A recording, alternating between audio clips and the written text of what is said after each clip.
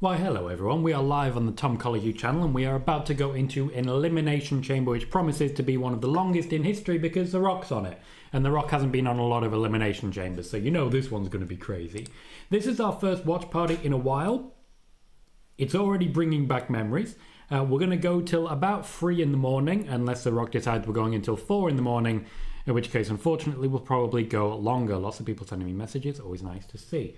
We are only live at the moment on YouTube. We are not currently live on TikTok because I'm intending to use TikTok over the course of the evening to try and generate more interest in this show. Essentially, I'm going to be not necessarily sending messages, but showing a few resources, trying to find a few videos and really put them out there, get the short system going on the TikTok. And just basically what this is going to be is slightly different to what we've done in the past, because it's going to be not just chill, but super chill. It's going to be one of the most chill shows you've ever seen in your goddamn life, because why on earth not, you know? Why not? Now, Netflix has just gone. I'm just trying to organize my audio so that it comes out a little quieter from the headset. But Netflix did decide, you know what, let's just cancel out. And now it's not live anymore. Let's just get that live. Come on, you can do better. Ooh, Sami Zayn looking a bit grrr, which is always a good thing. So welcome everyone. It has been a little while. Thank you very much for remembering me and joining me. We have 11 people here already. I am trying to sort out a raid for after the show, but at the moment there are a few technical issues sort of preventing us from doing so. We'll see how that goes over the course of the show. But remember to hit like. This is not like Spoiler Warning. Spoiler Warning is a high-paced, high-impact news show with very little dead space and a lot of my attention being dragged left, right and centre. We average about 100 people per show. It's a show that's very, very busy, very, very active. This one, little more relaxed, little more slow motion. If this goes well, if this and the WrestleMania one goes well, you'll see a lot more of these coming forwards. But for now, we just try and keep having fun. I react to the matches as they go live. In between matches, I will chat to you guys. I'll post on Blue Sky. I'll use TikTok. I'll react to the content. I'll see how things go, you know? So stick around, enjoy, and let me know your thoughts on what the plans are, because we are starting, it seems, with the Women's Elimination Chamber match. That does not surprise me. What I will say is there's a high chance that The Rock will be main eventing, because The Rock loves the idea of main eventing. He just always wants to main event everything, even when he's not in any way involved. So that's a shame, but we are where we are with that one. The men's chamber match, I believe, will be main eventing. My predicted winner is John Cena, but the fact that he's in the opening video package kind of makes me think it's not going to happen. Runner-up at the Royal Rumble, I never for a second believed that Jey Uso was going to be the guy. Never for a second. I thought it was obviously going to be John Cena. Here we are with a second bite at the cherry.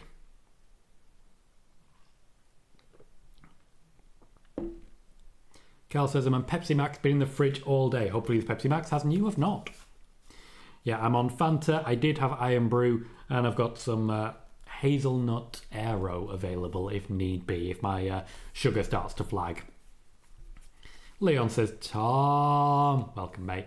And Ishii says, hello Tom, hope you're okay. Doing well, thank you Ishii. Before the question comes out, I will point out I don't expect to see any Wyatt Six at any point during the show tonight, because WWE haven't put them on pay-per-views at any point. Cal also dropping a Tom, but this one even longer. Why are all the wrestlers wearing black? By the way, this happened when the Wyatt Six debuted. Well, obviously, it's in respect of Aleister Black and his debut. Black, wearing black, you know how it goes. Yeah, Cal, pretty comfy, gotta admit. You know me. Bayley says the women never main event anymore, even though they claim a women's main event at Mania every year. No. There's only been 2 women's main events at WrestleMania, and in fact, only one I would consider main event. They tried desperately to make the Sasha Banks versus Bianca Belair match. They tried desperately to really give that the main event feel. It felt that way, but the main event of WrestleMania is the last match of WrestleMania. The main event is the last match. There is no main event of night one. There is a main event and there is the last match on night one. Oh, poor Cal. Ishii, there has never at any point been any Wyatt 6 on the PLE circuit. Never at any point. Hello, Everton. Good to see you, mate. Eric says, Tom, is there any outcome which would surprise you tonight for the chamber matches? Logan Paul winning? Alexa Bliss winning? That would surprise me as well. Liv Morgan winning? There's actually quite a few things that would surprise me, who I just don't expect to pick up the win. Cal says, I have to say, I don't want to see Rock weirdly stroke Cody's face again. I can't blame you. The Rock's a strange guy, and it's not really celebrated enough that The Rock is a strange guy. Sometimes we got to put more focus onto that, and people just don't seem to want to, for what I think is probably fair reasons. But maybe we do have to put more focus into that, because The Rock is a strange guy, and he keeps doing strange guy things. And if a strange guy is doing strange guy things, well, I'm confused. Canadians boo the national anthem. Yeah, people really don't like America at the minute. Really don't like it. What do we got? We've got John Cena answering questions during a meet and greet. And a lot of people making their predictions. Fair enough, nothing huge going on at the moment. Liam says, how are you? Good to see you, mate. I have a feeling Cody will say no, so I haven't been active, had personal issues. You don't need to apologise, mate. If you're not here for a while, I'll worry. But that's not your problem. I just, if you're here quite a bit, I start to wonder where you are and if you're okay. Sorry to hear you've not been great. Sorry to hear about that. But overall, just glad to see you, mate. You never have to apologise for not being the most active. Welcome, Dan. Good to see you. Do you over on Riot Girls of Wrestling, do you over on the Eve channel do watch parties anymore? Because I know for a while you did watch parties for AEW. I remember dropping in on a couple of them and lurking. But I don't believe I ever saw any WWE watch parties. Kel says, I'm worried how long The Rock is going to go over today. Well, The Rock's going over. One thing we can guarantee is that. One way or the other, even in loss, The Rock goes over. And let's be fair, he wrestled one match since his return, and he beat Cody Rhodes in it. Funny that. Morning, Pete. Good to see you, mate. Sai also says, and quite rightly so, McAfee drew attention to them booing the US anthem.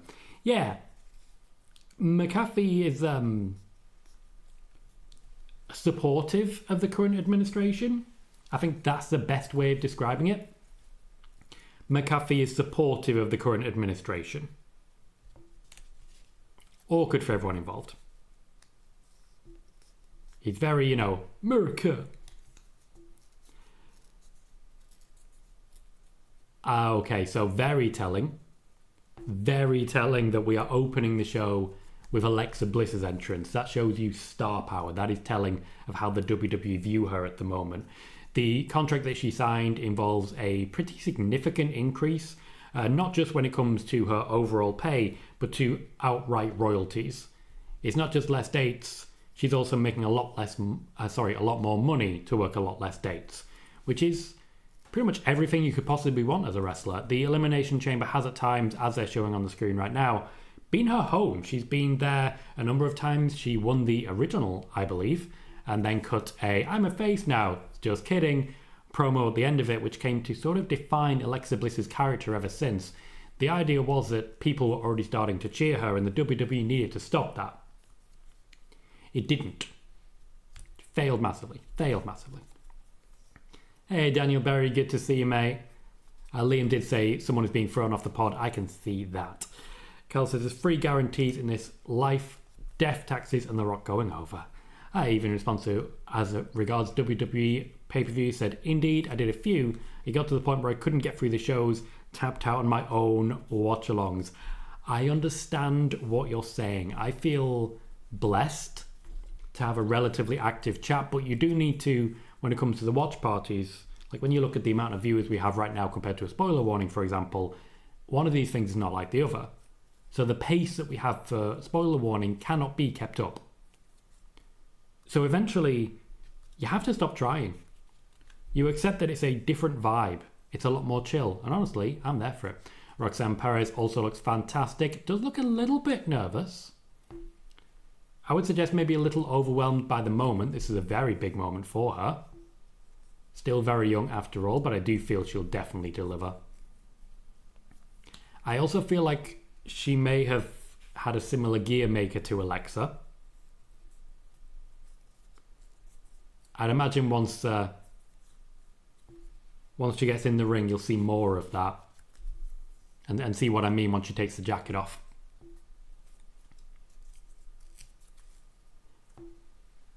Liam points out Alexa Bliss out first. Eve says, the volume of ads between matches just wasn't for me. With Netflix in play, that's only gotten worse. Roxanne Perez celebrating in front of Alexa Bliss. Now, this has been an interesting one, the Roxanne story. She actually started out working face against Raquel Rodriguez and then teamed with Raquel Rodriguez, where you've got to think Raquel Rodriguez, not a great heel, given that she lost, was furious, and then became a teammate. Very confusing. Carl says, I have to say, Tom, her attire is really nice. I really like the new Lily doll. Liam says, Nikki to cost Alexa. I don't find that likely. I think she's going to lose a match. Bayley says, Alexa Bliss is a great talker, but she hasn't done much of this lately while she was in the current character. She's been back a month, mate. Back a month. And I will point out she's only actually been in play for a couple of weeks in that time. Carl says, as you said, no why it's expected. I wouldn't be shocked if a glitch or something showing. There's certainly a lot of different ways they can make it happen. I'm not expecting it, primarily because, well, to be blunt, they just haven't used them. And that doesn't seem like to change. Bayley says, Roxanne is a tiny chief. I can see that. She's very short. I feel like she and Alexa Bliss are going to have a number of great feuds over the course of the years to come. Primarily because of the small. They would work well together. Liam says, why do I have a feeling that either Bianca will cost Naomi or other way around? Why do I think Bianca and Naomi will be the last two? We're only one away from that happening. Liv Morgan's 6 chamber matches. One of them was when she was destroyed by Baszler. Do you remember that? You keep asking for things and I keep saying no, and then you ask for them again. You should know better. Kel says, I think people have to realise Alexa had a whole story with the rights ready that has been delayed, so we're going to see her just existing till then. Just to clarify, Cal, it hasn't been delayed. Also, I'm pretty sure I've just seen Alexa Bliss's husband in the crowd. It hasn't been delayed. The report from PW Insider that there was a contract negotiation, there was a delay, and then she wouldn't be working with the Wired Six, it was wrong. They were fed completely false information. Completely. So that WWE were able to get one over at the Royal Rumble. I, at the same time, was reporting that Alexa Bliss was going to be in the Rumble. So, Milestone says, I'm watching at work. I have night shift again. It's not a great... it's not a terrible situation to be in, is it? Not a terrible situation at all. I get what you're saying, Dan. ADHD and 15 plus minute ad breaks aren't for me. I remember there was one show where there was over an hour between matches. There was a ton of ads, then in-ring promo segment, then more ads. I think I do recall that. It was we've had a few of those in WWE, unfortunately. We're starting with Naomi and Liv Morgan, a combination we haven't seen too much of recently. I think in general, when it comes to watch parties, you do well by having another person. Just another person to bounce off in the room with you, essentially. At some point, might have to drag you in, sir, if that's something you'd be interested in. Given your insight, I think it'd be invaluable. Maybe if they do an Evolution 2.0. Carl says, cool, Alexa got what she asked for. She's a mum now, and parents will do everything to benefit their child. Good on her. I agree. Wholeheartedly agree. The parent myself now. Oh, of course you do it as a duo, don't you? Awkward. That is a long break, even with another person, yeah. Keem says, hate the long ramp ways. Yeah, but with the amount of people in the arenas, it's kind of a necessity. Liam brings in a report from Peter Insider. Now, we've just talked about Peter Insider being fed completely false information about the Wired Six. The report is that Bo Dallas is reportedly off the road in WWE at present, with the Wired Six last televised appearance being on the December 9th edition of Raw. Now, to be clear, what the report is that the Wired Six last appeared on December 9th. That's not a backstage report. That's not an insider report. That's someone who watches the show. So you're asking for any truth. Any truth in what? Any truth that they were last on the show in the December 9th edition? Yeah. I don't know what else you can want from me there, to be honest with you, mate. Unfortunately, I don't know where to go with that. Bayley says, how is Netflix doing for the broadcast in the UK? There was one which was a bit confusing. There was a few bumps and bruises during a CM Punk segment. Outside of that, it's been fantastic. Absolutely fantastic. No problems at all. No worries, Liam. I got you, mate. Anything you're not sure about, I will certainly happily discuss. It's one of those situations where I want people bringing news in. There's certainly Chris Featherstone, as we know, has staked his entire reputation on the result of the men's chamber match. If it works out, then that's big. If it doesn't, then that's also big, but for very different reasons.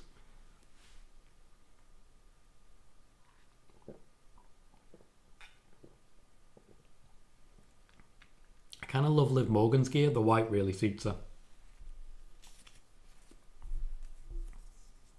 Like, really suits her.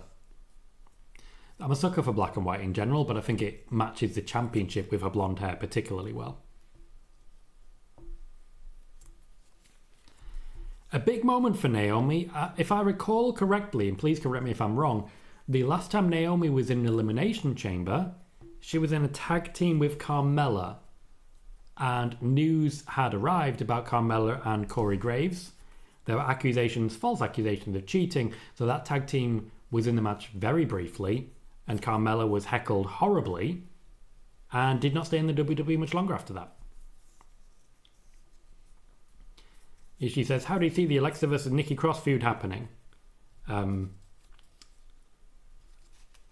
We'll find out shortly. I've told you the match that I think we're going to see. You can't get blood from a stone, mate. And I'm the stone.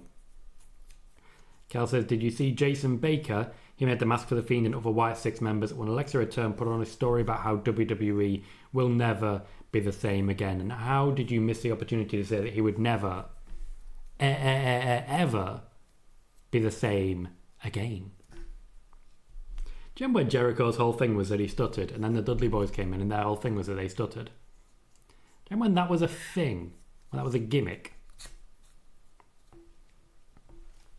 What can I say? Don't love it. Right, let's see what we got in the old TikTok sphere. I'm just going to keep checking, see what's out there and see what we can make happen. A lot of clips directly from the show so far. Nothing that really adds anything.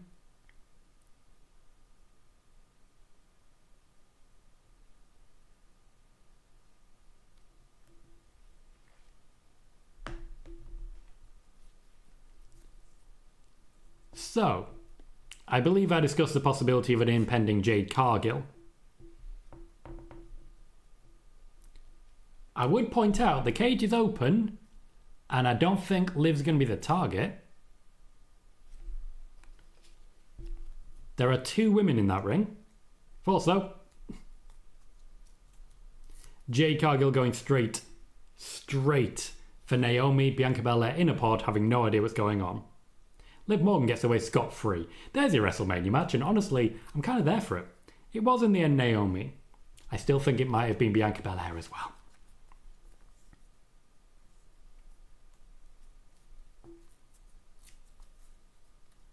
Liv Morgan doing the right thing and just noping out.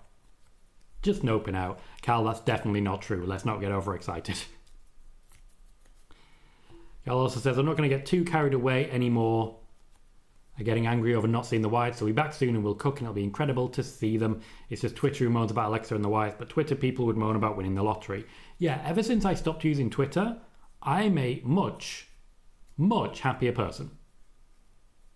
Just much happier. There's absolutely no way around it. Much happier.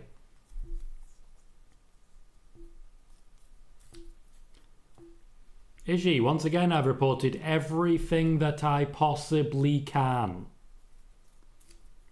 Blood from a stone, mate. Blood from a stone. I don't think Jade's an entrant, Liam. They are trying to get rid of her, but I also think Naomi might not be an entrant either. think this is just going to get... Oh!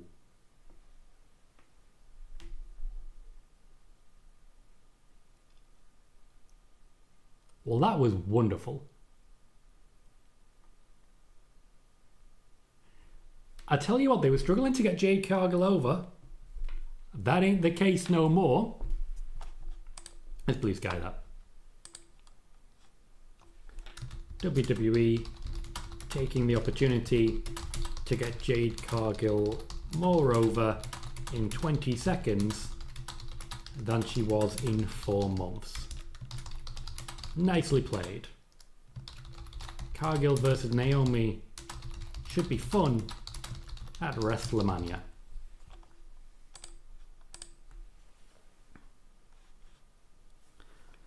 Carl says, I love Liv just spectating. She knows better than to get involved.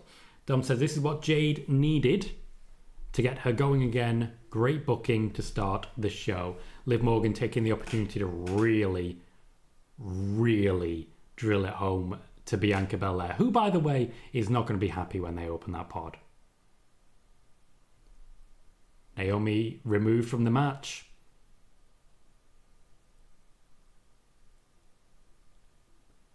Okay, she's face down, she's hanging off a step and they're trying to put a neck brace on her. I don't think you guys know what you're doing.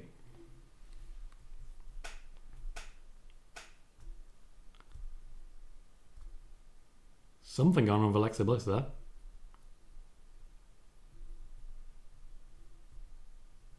The fans singing the goodbye song. Cal says, is that a heel turn or that confirming Naomi attacked her? That would confirm that Naomi attacked her, which would mean a heel turn for Naomi. Leon says, I'm shocked she didn't smash the pod and attack Bianca. Not yet. I still think there's opportunity there. Pete thinks it's the best start ever. Azrael says, yowie, wowie. Cal says, like when Edge killed Kofi Kingston in 2009. I mean, killed is a strong word. You're not wrong. Oh, Bianca Belair is in the match next.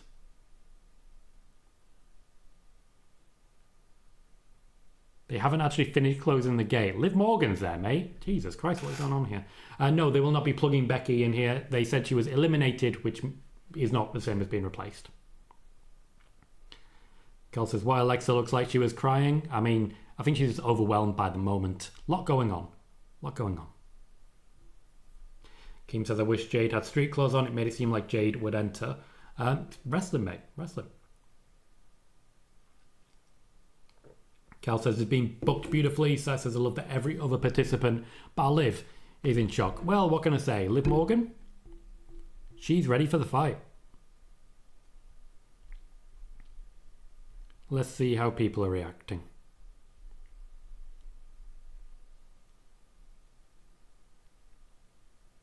Just a lot of Jade going after Naomi there.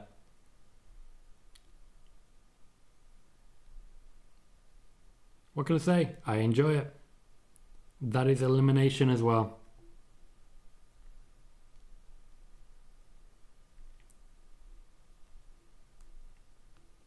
Okay, we are starting the match properly now. Bianca and Liv Morgan.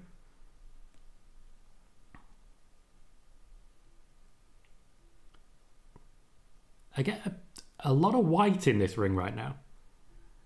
I would agree, Bayley saying well written thus far. I would say that's certainly the most good they could do for Jade Cargill at this moment. Jade Cargill returns at Elimination Chamber 2025 to attack Naomi.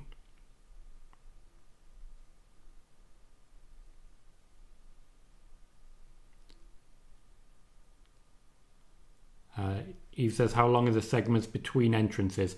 Not too long.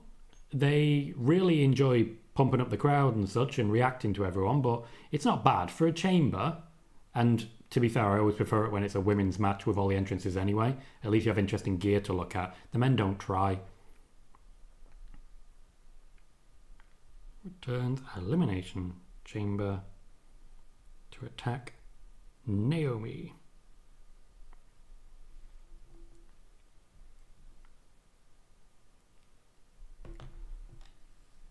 Carl says, you said it perfectly, Tom, a few months ago. They shouldn't get her over. They couldn't get her over. They just threw her into being a star. Yeah, The injury angle, and it was an angle, to be clear, there was a minor injury, but certainly nothing to this level.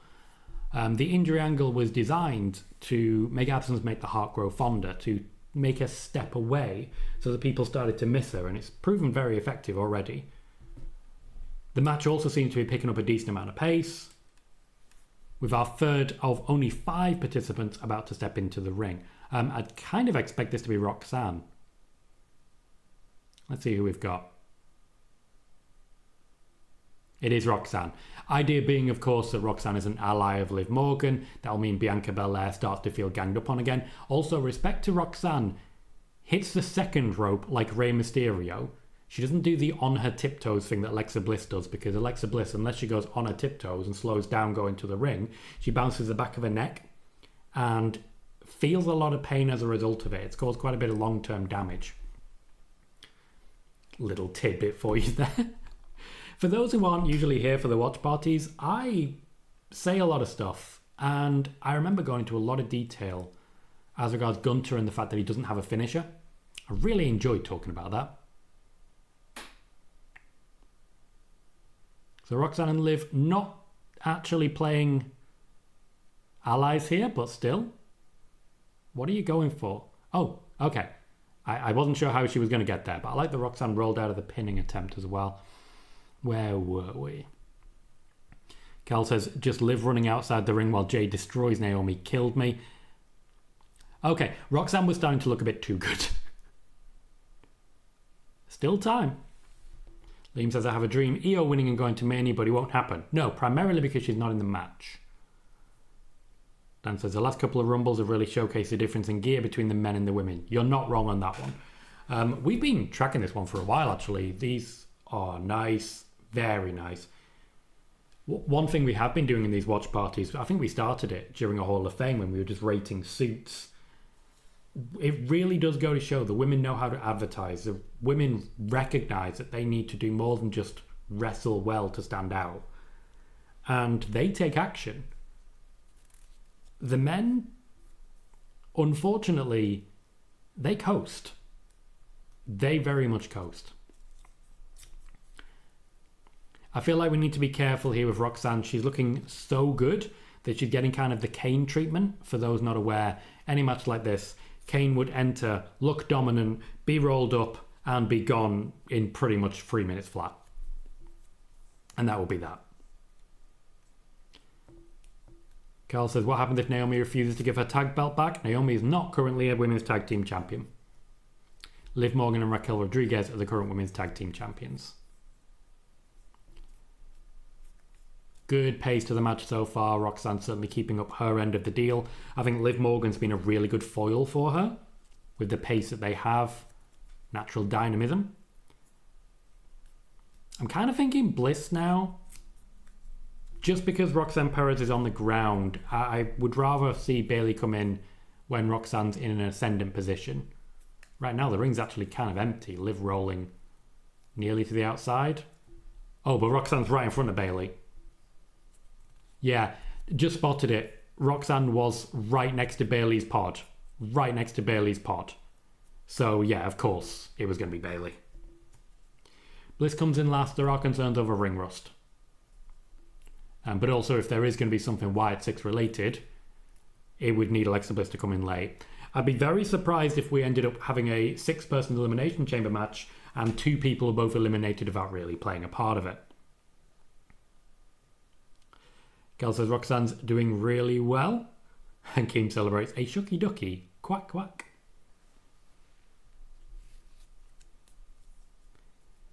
Something I did notice during the... Oh, Liv Morgan's bleeding in the elbow. Got a few marks as well. One thing I did notice when we had the setup with the men's match on SmackDown last night. Logan Paul really doesn't belong in that crowd, and yet he looks like he does. I feel like that's also true of Roxanne. I also feel we should celebrate the fact that there was a time when Liv Morgan was that person, when she did not belong in the ring with an Asuka or a Shayna Baszler. That is no longer the case, and that shows a good job that WWE have done elevating Liv Morgan to a very, very high level. I would say Liv Morgan and Bayley are actually on quite equal footing at this point. Though Bianca Belair is clearly the star of the show. Carl says, what happens if the pod smashes with the women's match? Then the WWE fix it. Carl says, Logan Paul coming down to Cena's music was top shithousery. I cannot disagree with that. I enjoyed it. Bayley says, do fans in the stadium rely on the monitor to follow? It would seem hard to follow into the structure. Yet there is an element of reliance on the monitors, just because it's difficult to see into the chamber at times, but I think the visibility's improved over the years. It depends where you are. It really depends where you are. When I want to watch AEW All In at Wembley, one thing I will say is that I did find it very difficult to be able to watch what was going on without actually looking at the screen, just because of, quite literally, what was happening. Yes, Liam will have 2 Mania streams. 2. Now, as regards after Mania, I'm not certain, because as you can likely already see, this is not a busy show. Now, I'm going to watch Elimination Chamber, I'm going to watch Mania, so there's no downside to streaming. I've at least got people to talk to while I'm watching, and it does make it more fun for me, but a show like Royal Rumble, I had a chance to have a few friends round. If I have a chance to maybe watch Sunday morning, maybe that's worth it. I could watch it for the first time with my daughter who's interested in wrestling. Women's wrestling, but wrestling nonetheless. At some point I need to take her to an Eve show. Bit of a distance for us, but we can make it happen. Cal says, I remember the Punjabi prison match when you couldn't see what on earth was happening. Do you remember the match between Randy Orton and Jinder Mahal in the Punjabi prison when the crowd were actually chanting, trust the process? Shouldn't have.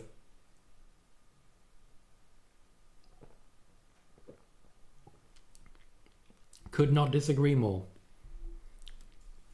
Okay, it's Alexa Bliss's turn.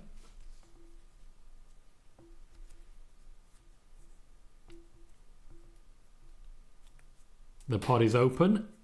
Once again, Liv Morgan showing in the ring. And I do feel like this needs pointing out. Liv Morgan's job in this match is ring general. And this is in a match with Bayley in there.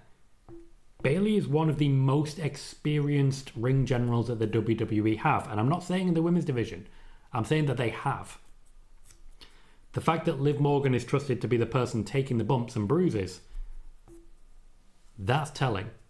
Also, now seems to be the perfect opportunity to point out what I meant when I said that I feel that Bliss and Roxanne are using the same gear designer. It's very similar. I also got to say, I love the fact that we can finally have Alexa Bliss's face offense. For those unaware, wrestlers work differently when they're working face or heel. There are a number of wrestlers where this really shows. Carmella had very clear face and heel styles. Charlotte Flair has very different face and heel styles, and even as a heel, she'll sometimes step into the face style in order to ensure that a match is higher quality. For example, Asuka versus Charlotte WrestleMania 34. That was a time when she was she was a heel, but she was wrestling as a face. It was one of those where it made the most sense to make that switch. Now, Alexa Bliss has almost exclusively been wrestling as a heel for her wrestling career. So it's nice to see her busting out some of the extra moves in her set, because she does have a lot more range than she's been allowed to show.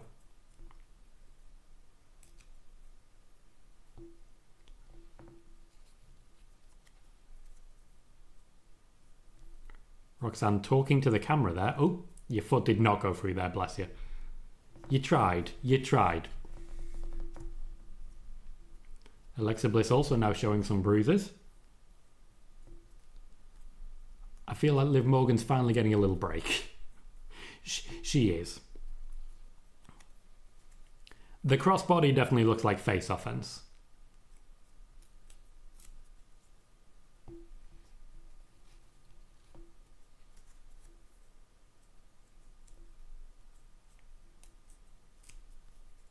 Carl's enjoying the Sister Abigail DDT. Bayley with her own crossbody, but through the ropes this time. Can I just say, Liv Morgan grabbed hold of Bayley and then stepped on both Bianca and Alexa. The woman knows how to disrespect people. I think Alexa Bliss set an example with that. She always stepped on people. But Liv Morgan has really honed it. I think working with Dominic Mysterio has also been a big help. Dan says, I kind of kept my kids away from wrestling. I introduced my youngest to Becky Lynch primarily because at the time she needed a role model who was able to triumph despite injury. And it seems a little thing, I know, but she just needed a good example to look towards. And Becky Lynch was a good shout. Roxanne's nearly got her. Roxanne definitely looks like she belongs here. Yeah, getting to the ropes don't mean nothing. Keem says, drones will soon make these matches better. True, I think at the very least they just need to start adding cameras inside the structure.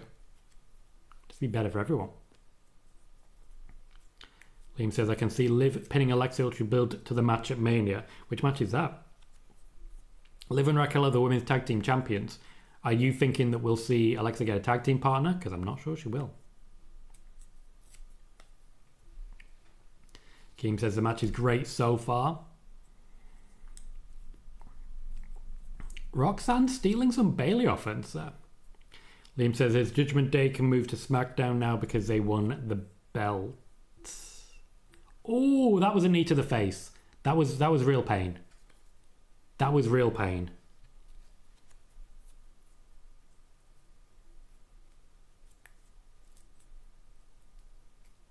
A lot happening right now. It feels botchy, but it's probably not. It's not.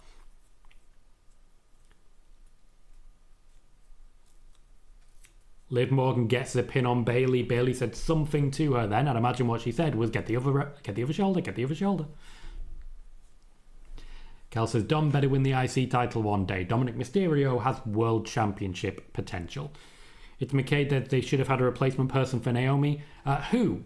On the basis of everyone had qualifying matches. And yeah, having a backup, not really a thing.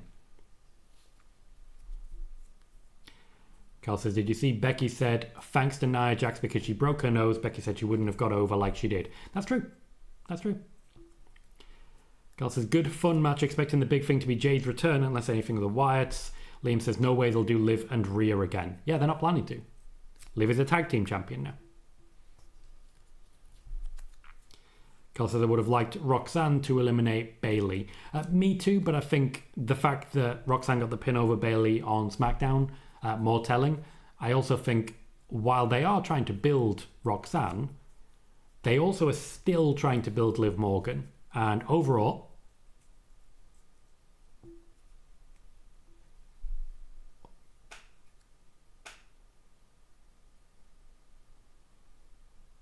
ooh.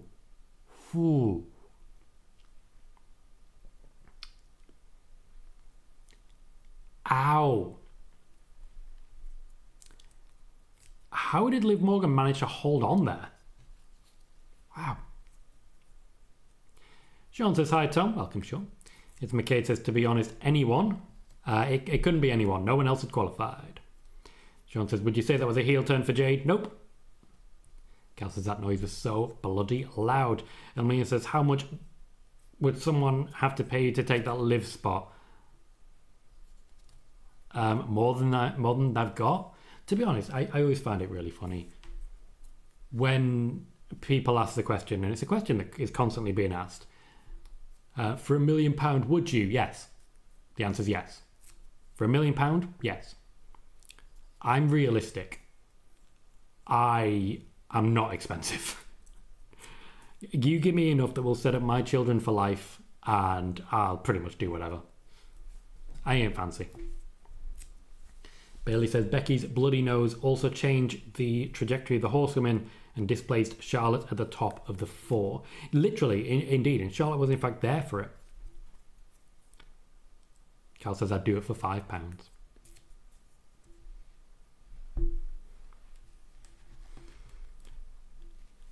I just find it an interesting one. I remember times when you're growing up as a kid, definitely growing up as a boy, you get the question of how much would it cost to sleep with a guy?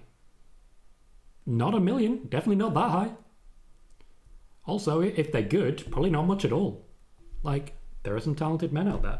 It's not personally for me, but, I mean, money's money. Oh, wow, that's a mark. That wasn't even where she was hit.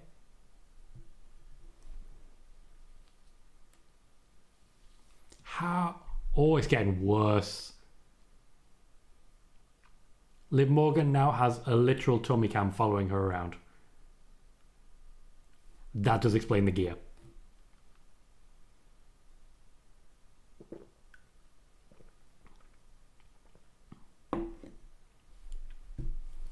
It's McKay. I'm not entirely sure what that question was. Are you able to rephrase for me? Roxanne Perez has an opportunity here. 4 women still left. Oh, I think this might be it. Yep, this is it for Roxanne. Alexa Bliss going to get the pin.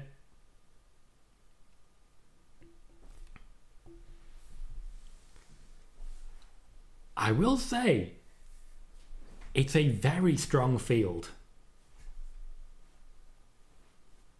Bayley says getting that welt has become a badge of honour. To be fair, Sasha Banks, Becky Lynch, Liv Morgan.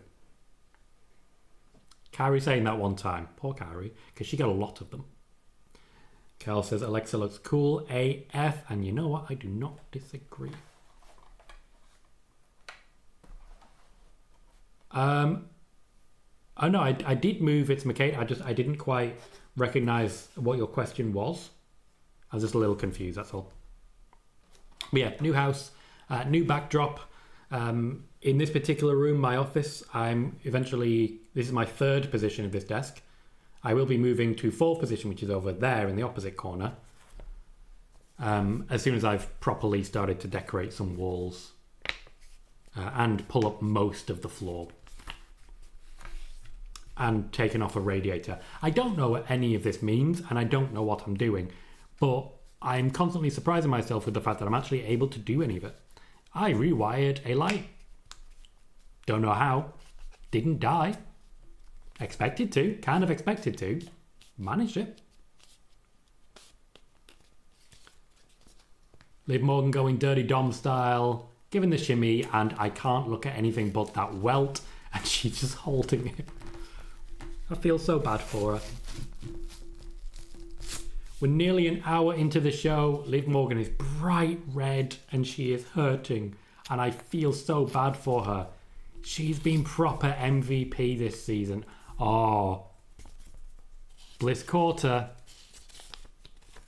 Does not get the DDT. That's a roll-up. Close, but I think Liv Morgan might be next gone. Oh, anything could happen right now.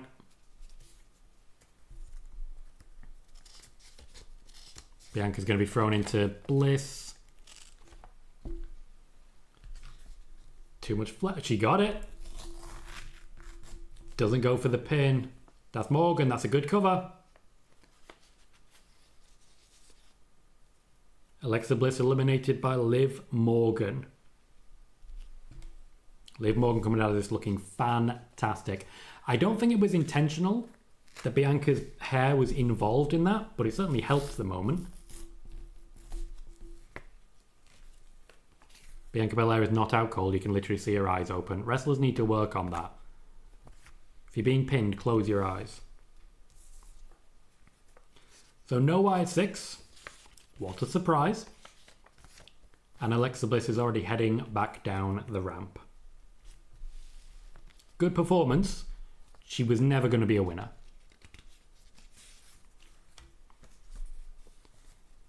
Liam says Bianca winning because they won't do Alexa. She's on SmackDown. Won't be Liv if she's in a tag team. Bianca is the only option. They're making Liv look fantastic. This is clever, what they're doing right now. Sean says, who do you see starting the men's chamber? I say Logan and Seth. I'd be surprised if Punk wasn't involved.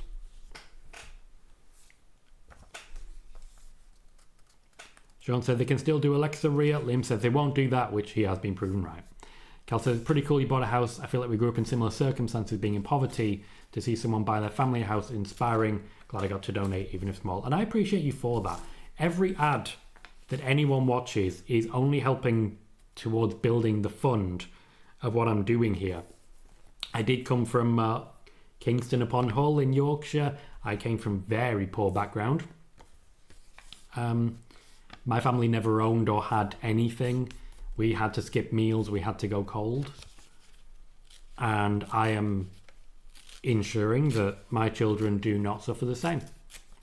And you know what? I'm proud of myself for that.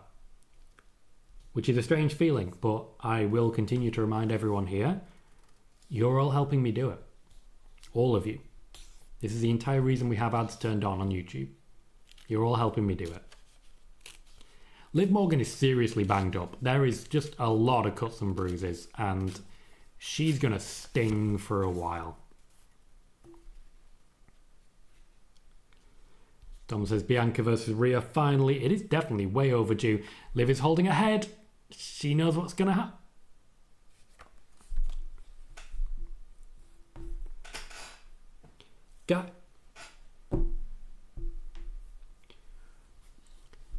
Guys, can you please stop? Can you please stop doing this to each other? That just... Can I also point out it's always Liv Morgan being hurt? They just... Why is everyone being so mean to Liv? Bianca's on the top rope. She's never successful with anything off the ropes. She wasn't this time either. Liv Morgan just called the finish.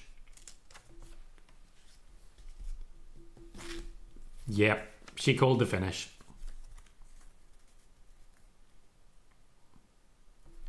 She does love her code breaker. Lovely counter.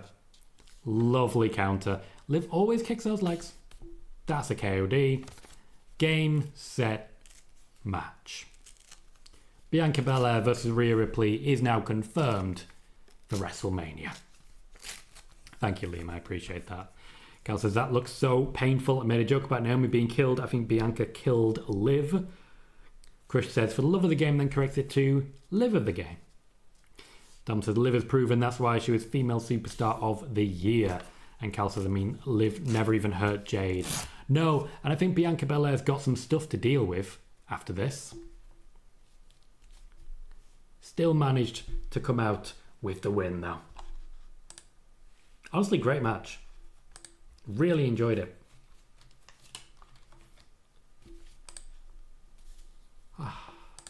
Let's get another post on Blue Sky. Elimination Chamber 25 kicking off brilliantly. Liv Morgan taking a beating. Jade Cargill returning. And Alexa Bliss looking immense as always. Fantastic showing from Perez too. More please. So, how would we rate that match out of 10? A little thing that Sai brought in to help boost the chat rate, and it's always a wonderful, wonderful thing to do. How do we rate that match out of 10? What score would you be giving it? Bayley says, everyone stepped up in this match. Cal says, Friday's going to be awkward between Bianca, Jade and Naomi. Yeah, absolutely. And I think that will be the main thing that provides distraction between Bianca and Jade. I do think Bianca's probably going to win this match. Oh, Bianca and Jade. No, Bianca and Rhea. I do think Bianca's going to win the championship from Rhea. And then that'll usher in sort of a new age, and Rhea probably moving to the other side. Sai gives it an 8.5, says the women have been stealing the show in WWE lately. Dom gives it an 8.5, Leon an 8 as well. Cal gives it a 9, says the Jade spot has impressed me totally. Liam seemingly hated it. Marcel says 8.5. Cal says, so impressed by Alexa, by the way. Wouldn't think she had a 2-year layoff. Chris says, one of the best women's chambers. I give it an 8 out of 10. Keem gives it a 9 and Bayley gives it a 9.5. Great effort for everyone. I give it a 9. Personally, I think everyone did extremely well. The opening storyline between Jade Cargill and Naomi. The fact that it happened early was a big help.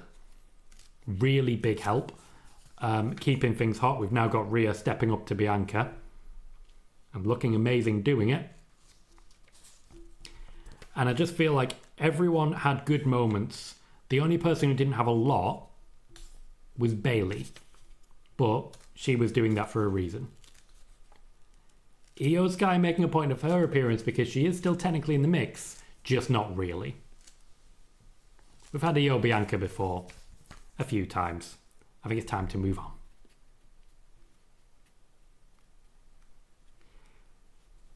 Eric says, congratulations to Bianca, but Liv would have been so cool to see win. Yep, as always, Eric, other people winning that you prefer would always be cooler to you because of your preferences.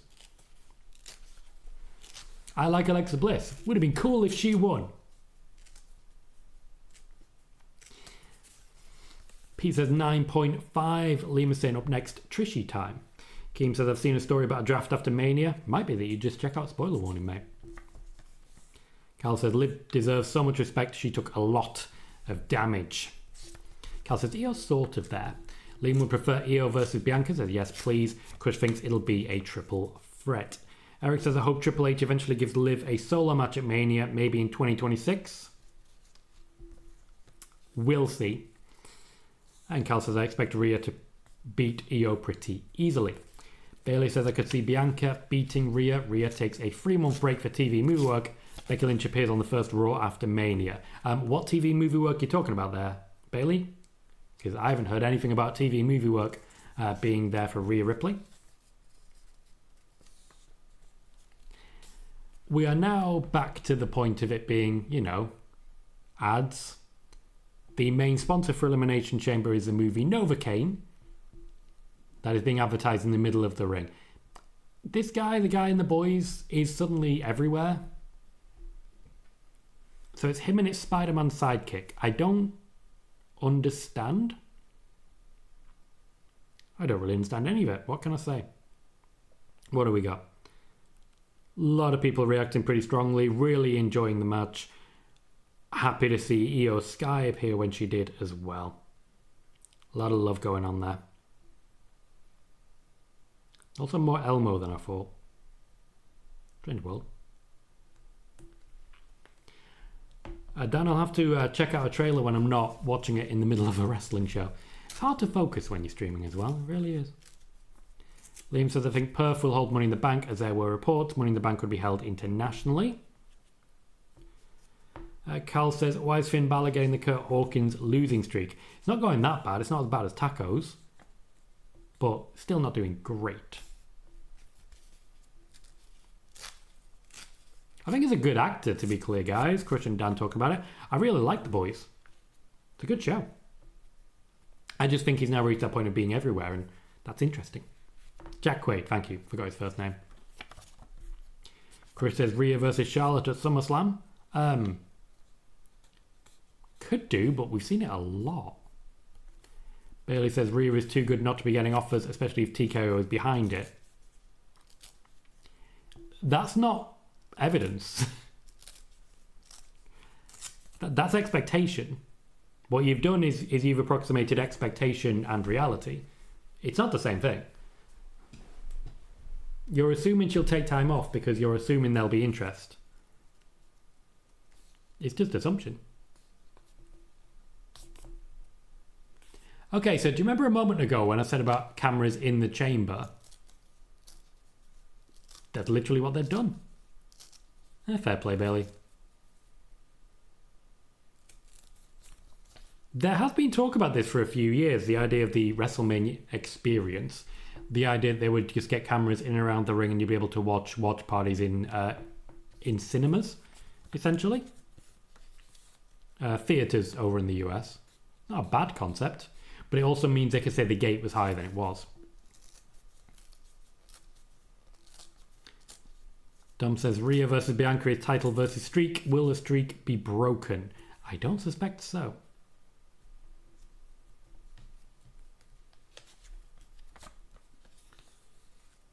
Cal says, why does The Rock in 2K25 look so bad? Couldn't tell you, but if you saw him wrestle at WrestleMania, that's probably why.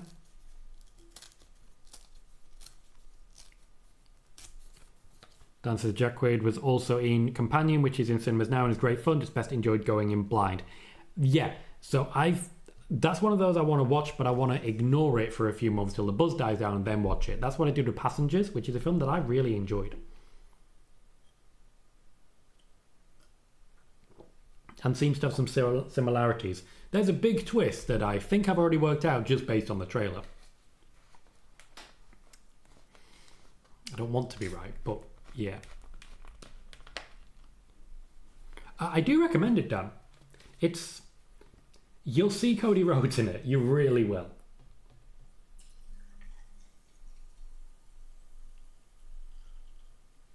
They also do that girl power bit from Endgame, but they do it well. In that there's a reason it happens.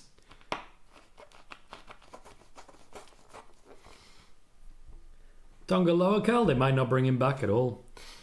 Kevin says, sorry, but I don't like the new Elimination Chamber 10 countdown. Lame. They do love a countdown in WWE. They really do.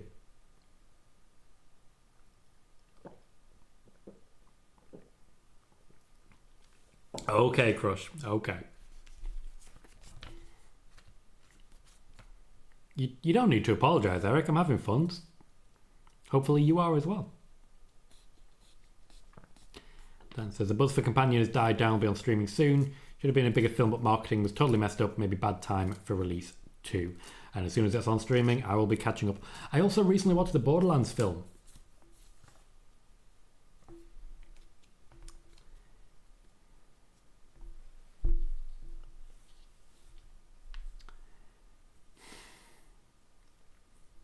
I have feelings. I'm just not happy about any of it. I played a lot of the Borderlands games, all of them, in fact, and I'm eager to one day see Handsome Jack in action because I do believe he's one of the best villains in gaming. Not like that, though. Not like that. No. Also, Kate Blanchett for Lilith? No. Jamie Lee Curtis for Tannis? You completely misunderstood the character. It's just... Why do things? There was going to be a follow-up, but can I just say, why do things? Getting hot here. It hurt me. I always played as Lilith, you know? I was always a siren. Until Borderlands 3, at which point my girlfriend became the... We had a situation. So we played Destiny, myself, my girlfriend at the time, and our joint friend, as it were. We were playing Destiny, and we realised that it was the girlfriend who needed to be the mindless meat shield. She was very good at that. So we switched the way we did things. And that meant that I didn't get to be a siren for the third one. Because siren was meat shield. Still loved it. Tom says, I was wrong. I didn't think they would have both female matches back to back. Nor I, to be honest. But it really depends what's going on with The Rock, doesn't it? Crush says, Tiffany's very confident she won't have a wardrobe malfunction. She always is. That girl uses a lot of tape.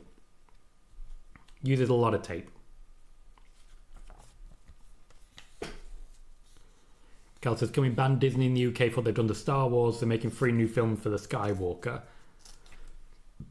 So, difficult one. I enjoyed Last Jedi. Mostly because it was... No, was it Last Jedi? What was the 7th one? It wasn't Last Jedi. Force Awakens. I enjoyed Force Awakens primarily because it was just a New Hope again. It was literally just New Hope a second time. I watched the rest. They happened. They were nonsense. But I also wouldn't necessarily ban Disney. They gave us a lot of good stuff too. My kids watch a lot of Ladybug. Bayley says, where does everyone generally rate the Elimination Chamber concept among the PLEs? Not as good as Rumble, but better than most. It's an interesting question. Certainly I'll open that to the floor. When it comes to the concept of the Chamber, how do you think it ranks? Certainly for me, I think Hell in a Cell as a gimmick is one of the highest, or of course nowhere near Royal Rumble. When it comes to individual PLEs and styles, I'm not necessarily there for it being its own show, but now that they have it as part of the road to WrestleMania, it does make sense. Yes, Crush, I'll definitely be playing Borderlands 4. I'm a Borderlands guy. Dan says, I'm not a gamer except for OG Doom. Played a lot of that as well. So I had no knowledge of the characters, etc. I just thought it was a below average film regardless. It was. The big twist was obvious from the beginning. But yeah, you love Tiny Tina. The real one, not the crap they gave us in that film. You love Tiny Tina. If you've watched Arcane, I think Jinx in Arcane has a lot to owe to Tiny Tina in Borderlands. Evening, Jordan. Good to see you, mate. Chris says, Borderlands flopped because clearly they didn't put care into having a good script and a good casting. It was a cash grab. Plain and simple, unfortunately. It was a cash grab. No, Tom, I haven't seen a trailer for the new Shrek. I'm interested. Recently for a family game night, we ended up watching Shrek 2, 3 and then 1. I don't know how. We just all got into our Shrek.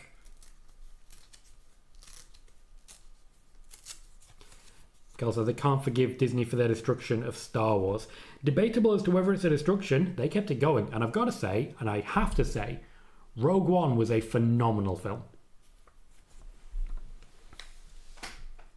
I absolutely loved that film. And not just because, you know, as a child growing up, knowing that the worst witch was on sometimes. Felicity Jones. She embodied the role beautifully. Let's change that. She embodied the role perfectly. You know, she was beautifully acted. Nope, she was well acted. Talented woman. Also, literally, I was not expecting the end of that in many, many ways. It was a good punch. Chris says, I want a Red Dead Redemption movie, but that's a much larger game, so it would take a lot of reworking to be a film, maybe a series. I think you could get a one season out of that. I think it'd be a very good telling. You could potentially do what The Last of Us have done. The first game is season 1, the second game is season 2. Kel says, I love Chamber, but Hell in a Cell is my favourite. I used to hate the pay-per-view Hell in a Cell. Liam suggests that Candice is definitely taking the pin in this match. Certainly it's a possibility. I would imagine that's kind of what she's there for. I'm not sure who's going to pin her. Quite possibly Trish. I don't think Tiffany's going to be as concerned about a wardrobe malfunction as you are suggesting. She is, after all, double strapped. So I can't say I'm that concerned. I'm starting to understand why everyone's wearing white.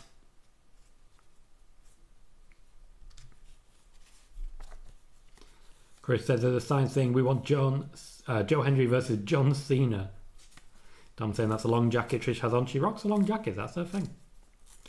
Dan says, I missed Arcane. They played it for like 1 week at the pitches here. The one time I tried to get to it, we got stuck behind an accident, and I don't watch films at home. I highly recommend you consider changing that up. But with ADHD, that's a different thing. I just finished Arcane with my eldest. The first season is magnificent. The juxtaposition of characters and a clever use of time skip works very, very well. Though I will say it starts a little slow and then suddenly kicks right into gear. It's around the third episode it really kicks in. Second episode, second season I should say, yeah. Everything happens at once. Everything. And yeah, it's weird. Yes, Carl, I watched quite a bit of The Walking Dead. For those unaware, because we've been slightly tangential here, there is a match going on. And just to remind everyone before I go back to talking about Walking Dead, Trish Stratus and Tiffany Stratton in matching blue and white are now taking on Nia Jax and Candice LeRae in a more silvery but still kind of blue and white.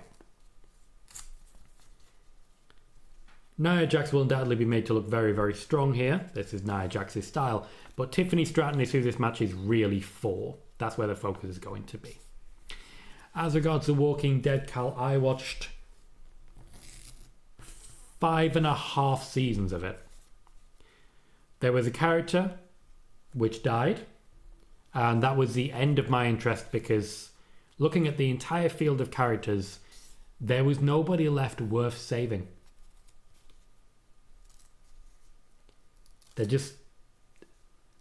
There was nobody left worth saving.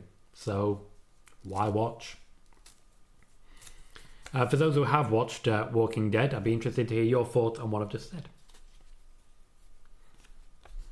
Dan says, true story, Rogue One is my fave Star Wars movie next to A New Hope. I genuinely think it's the best. I love that film. Just because Star Wars never showed you the universe. It never did much world building beyond. You know what the Force is? Also here's some sand. Rogue One actually shows you what they're fighting for. It's no longer about, why are you fighting? Well, he's my dad. No, but like, why are you fighting? Yeah, no. But I'm extreme in this. I mean, for those unaware, I love me some Digimon. Digimon had a comprehensive story, and at least half of the main characters were actually interesting.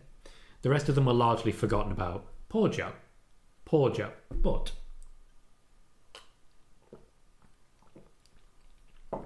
I don't understand people who enjoyed to such a degree the Pokemon TV series. Because Ash Ketchum, his motivation is, I want to be the champion. And if you ask him what his goals in life are beyond that, he doesn't have any. If you ask him if he wants to be a good person, Pokemon champion. Does he want to have kids one day? He wants to be a Pokemon champion. He's so dull. Just based on that. Just based on that. Dom says, John Cena colours will tell us the WrestleMania colours for this year. So, spoiler warning, brought it to my attention a few years ago. Yeah, John Cena typically will dress in WrestleMania colours. He always gets the advance. Cal suggests that Trish is wearing a Power Rangers outfit. I can see it. I can see that. Also, I only recently found out the Power Rangers existed because they basically bought the rights to a Japanese show, which is when they're in the outfits, and then created a show around it. They actually filmed a total of like 3 or 4 minutes per episode. Utterly ridiculous. Chris loves the matching gear. Ishii is again asking about the Wired Six. Blood from a stone. Avi says, would recommend giving Andor a watch too, in that case if you haven't already. Worth making exception for even if you aren't too keen on Star Wars television broadly. I have tried to watch The Mandalorian. I find it incredibly boring. Just an example of what I mean for the first few episodes. There was a whole group of characters saying, what you're doing is wrong, this is not the way. And then 5 minutes later, we will protect you, this is the way. Nothing changed in that time. No communication took place in that time. They just decided, everything we know and believe is wrong because, I don't know, let's go change things. It's stupid. Ugh. Anyway.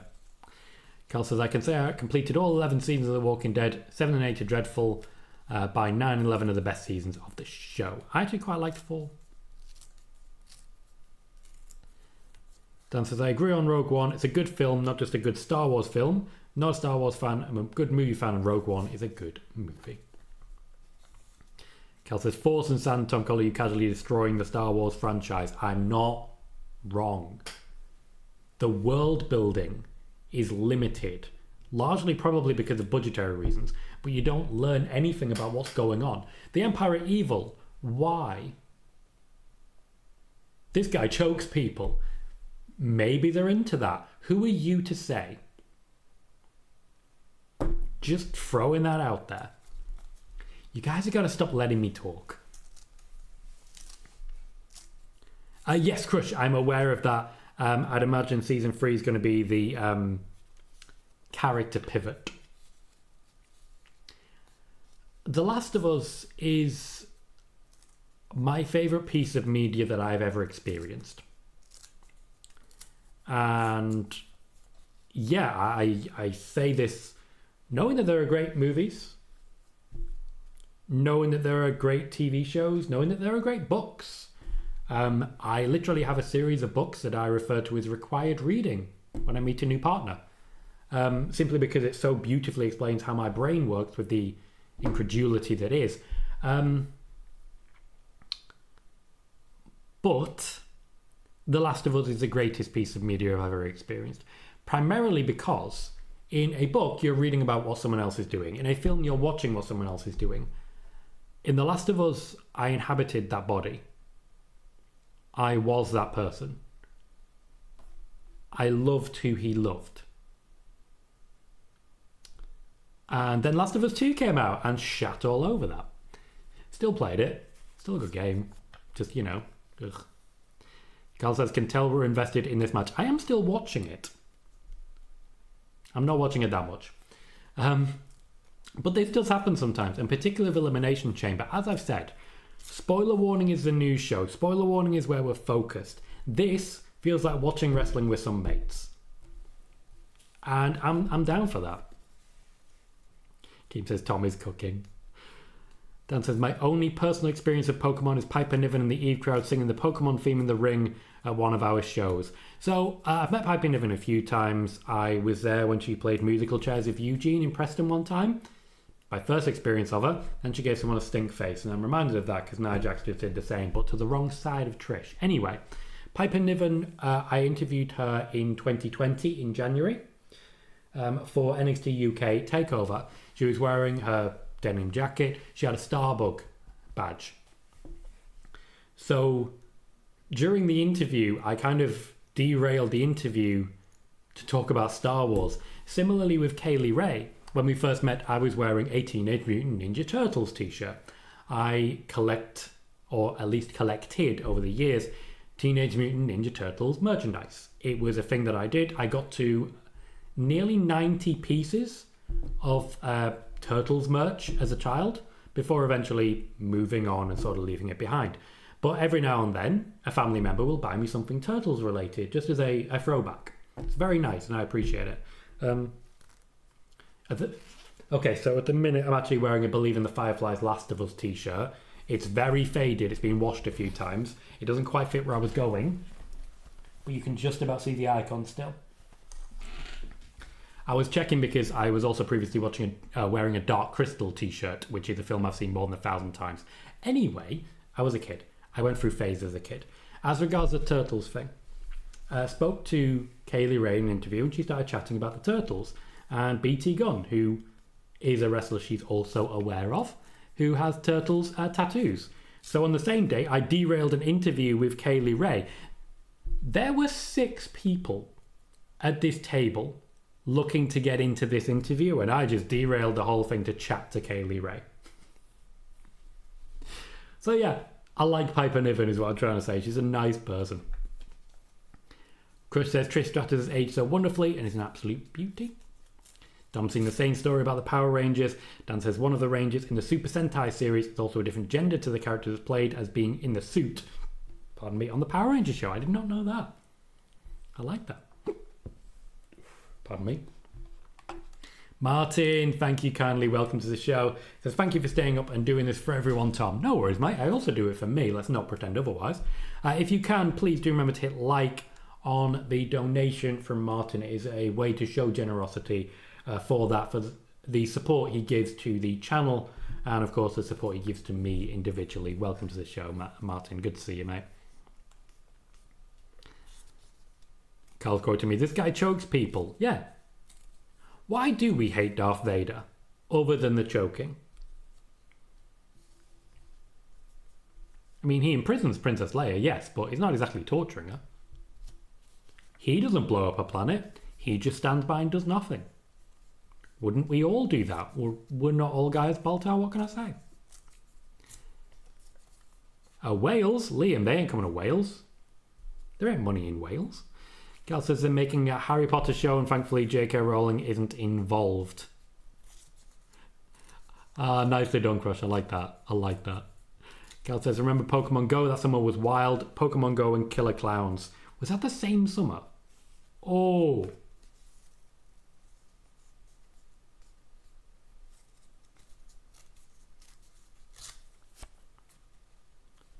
I feel like we're heading towards the end of the match now. Nia Jax has taken a significant beating. Significant beating. Tiffany Stratton now with a pretty good opportunity. Is Nia Jax going to take the pin here? Surely not. Oh, that's a beautiful moonsault. Nia Jax took the pin. Wow. Tiffany Stratton pinning Nia Jax is essentially WWE saying, hey, this thing's been going on forever. It's over now. They are really going to be focused entirely from here on what's going on with Charlotte Flair, which does not surprise me. I did report, I think in September, that Charlotte Flair versus Tiffany Stratton was going to be the Mania match. It's good shit.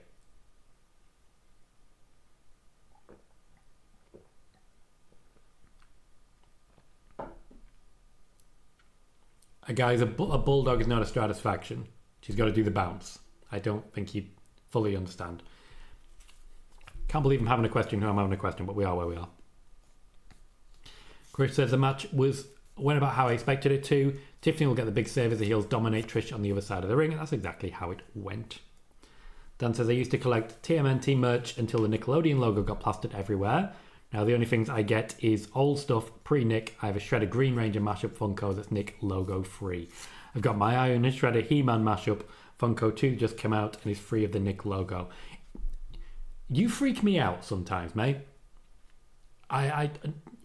You freak me out somewhere. You're literally collecting the same stuff I collect as a kid. That's rather kindred spirits or we're born to kill each other. One of them. Cal says Darth Vader is just a kink. You know what? I'm not going to argue with that. You're onto something. Darth Vader, that kinky bitch. So as I say, Tom, checked with Ash. He has no idea on redirects. Thanks though. Sorry for the intrusion. No worries. We don't do sorry for the intrusion here, mate. Come on. That's not what we do here. Thank you for checking. It is a shame. I will continue to look at what redirect options we've got. I'm sure there'll be some. And to be fair, the redirect on Friday, while I don't necessarily think you guys were that interested, I will say that the person the raid went to was very grateful and showed it. So I've just searched Elimination Chamber and I can see a lot of shows. Live ones. Watch Party with Luge, Wrestling Days, Off the Mic Sports, Juggernaut 097, Mike Santana, Pops Gaming, Chiseled Adonis, Brandon Martin, Stephen Larson, Wheezy Blonde. We won't go to either of them because they're much, much bigger than we are. So it'll be a drop in the ocean. As we get closer to the time, we'll see who's interested. Because there are more further down as well. Good mic work is live. Max is Awesome is live. Yeah, Cultaholic, again, we won't go to them. Denise Salcedo, too big, far too big for us. What else we got? Although they're blacked out, so I'm suggesting that maybe they're not open for raids, as it were. We've also got a few post-show options there as well. So how do we rate that match? What rating are we giving it? I know a lot of people weren't paying that much attention. I know we did go off on a tangent, but I also don't think it was a bad match by any stretch of the imagination. Nia Jax definitely played her part, took a lot more of a beating than I expected, though it was very paint by numbers. Trish Stratus took the beating in Canada, got the hot tag. The whole point was very clear. Tiffany Stratton looking strong and managing to defeat Nia Jax, someone who's been the bugbear for a while. Giving the match a 6.5. Nothing huge happened. Nothing huge happened. That said, it still served its purpose, allows Tiffany Stratton to move on. And before you know it, we'll have got to the point of Charlotte Flair. Tom says, that's funny, almost a year ago I thought it would be Jade versus Nia and how time has changed. Original plan for last year's WrestleMania was, in fact, Jade versus Nia. Instead, they basically played that out of the Royal Rumble. Dan says, I watched Detective Pikachu, that was a fun movie, that's the only Pokemon thing I've seen. That was genuinely quite a fun movie. The Ditto surprise. That was good stuff. Martin says, clever to have Tiffany getting the pin, otherwise she looks weak going to Mania for me. I'd imagine Nia and Candice will be in the Tag Team Championship match, but that's as far as I think they'll go. Kel says, I have to say, Nia deserves so much respect. She's changed her style and is so much safer.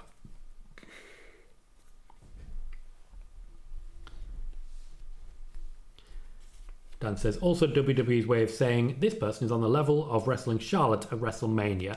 I still don't think they're there. I think they've closed the gap, but I still don't think they're there. Sadly, I just don't. I'm going to do a sneeze. Bear with.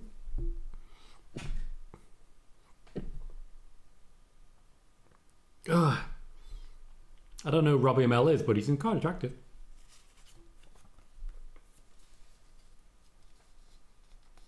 Also, I don't know who that is, but she's quite attractive. They're a good-looking couple. Sai says, mark out of 10. NA, not that interested to watch. Liam says, up next, Cody and The Rock. Let's see how it goes. Final predictions, Tom. Kind of shit. I reckon this will take about half an hour, and it'll be half an hour that I never get back. We all in the same boat there? Interesting then if The Rock is in fact next, because weren't there rumours that we were going to have someone else sell their soul? Oh look, it's Drew McIntyre.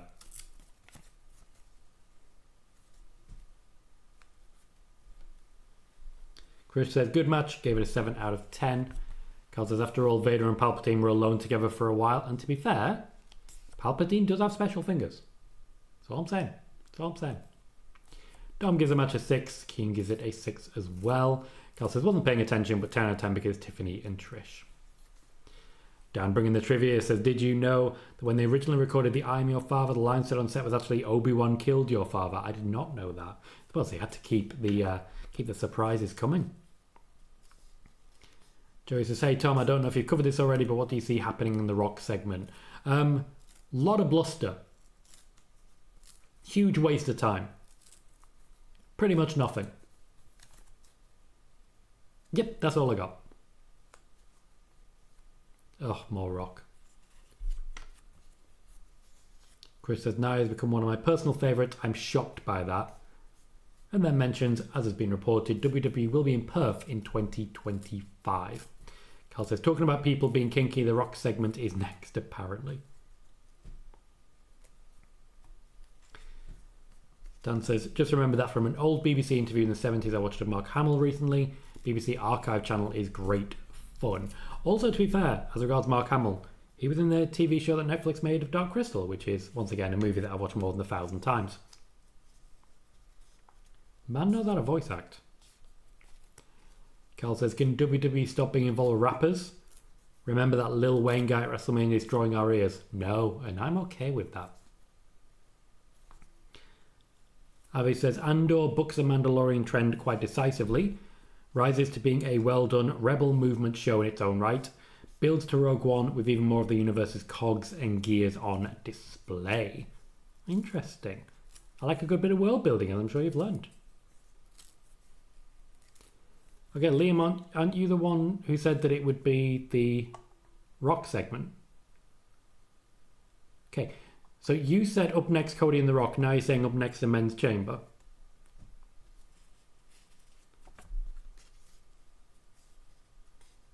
Like, what's going on, mate? You're picking names out of the hat. Martin says, I get the feeling WWE on Netflix anymore, Netflix plugged shows. Well, I mean, pretty much they always make sure that they're pushing the same stuff.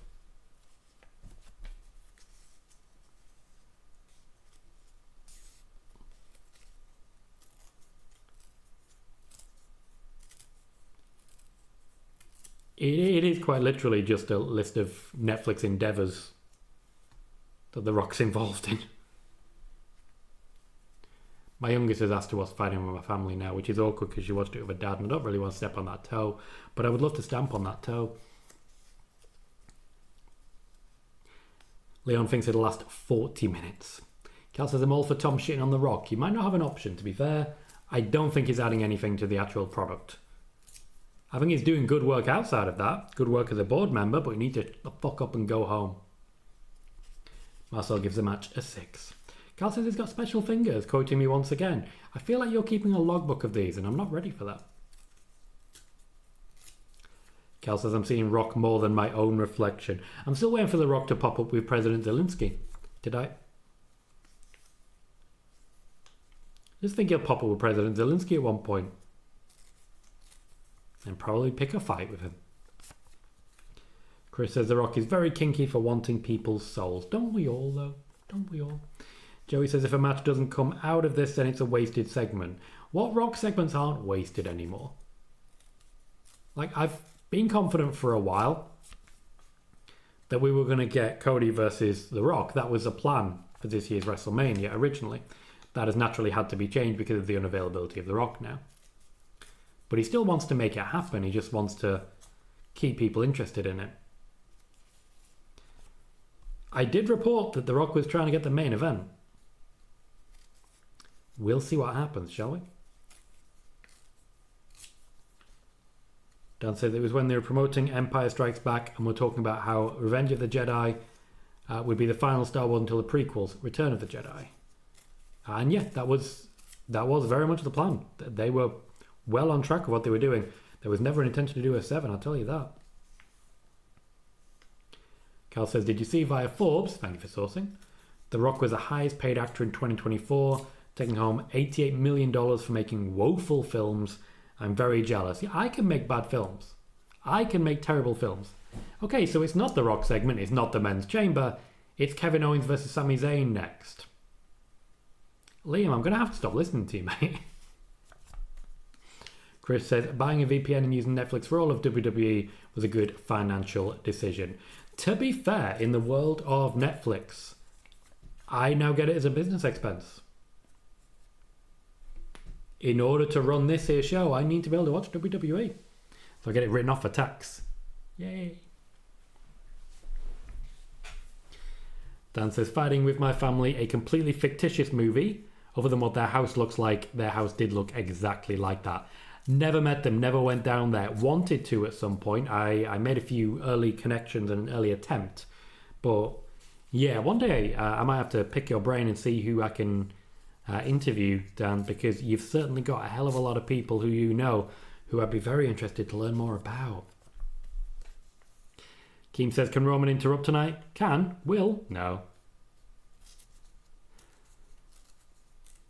Tom says, I thought I didn't like Bobby Lashley's spear, but then I saw Mouse spear. Bobby Lashley's spear is great. Front flip and all. Braun Breaker's is better. There's a reason WWE are happy to no longer have Brock Lesnar and at the same time to no longer have Bobby Lashley. Braun Breaker does the job. Carl says, Cody doesn't turn heel, so why are they robbing us of this time? Rock said.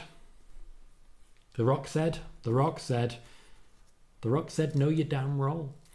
Bayley says, has Rock basically become Vince? They can't say no to him for a crappy segment.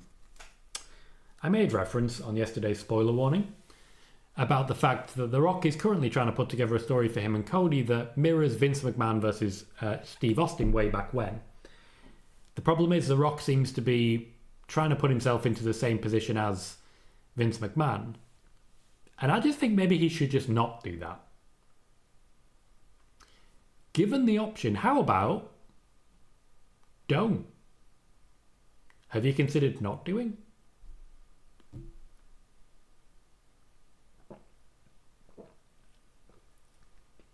Joey the man's always ready for a fight. And to be fair, Trump tried to give him one.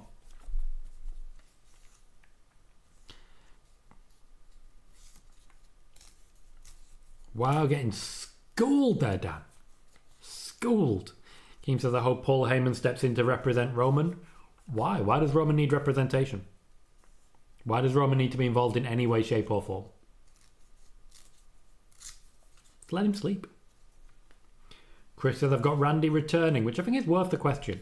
Now, we're going into an unsanctioned match, Kevin Owens and Sami Zayn. I suspect Kevin Owens at least will still be on the WrestleMania card. So logically, this would be a good time for a return for Randy Orton, who could then go on to take on Kevin Owens at WrestleMania.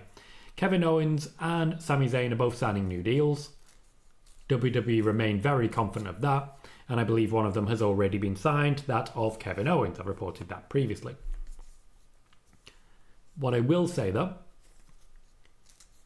is that whatever comes next, I am struggling to see how Sami Zayn fits for WrestleMania this year.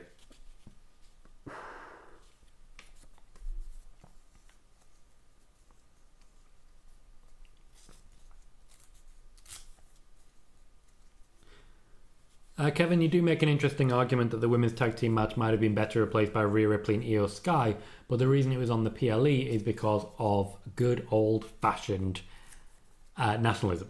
Trish Stratus. She's from Canada. Why is the unsanctioned match happening in the middle of the show? Why is that happening? Cal says, can we mirror nothing of Vince McMahon?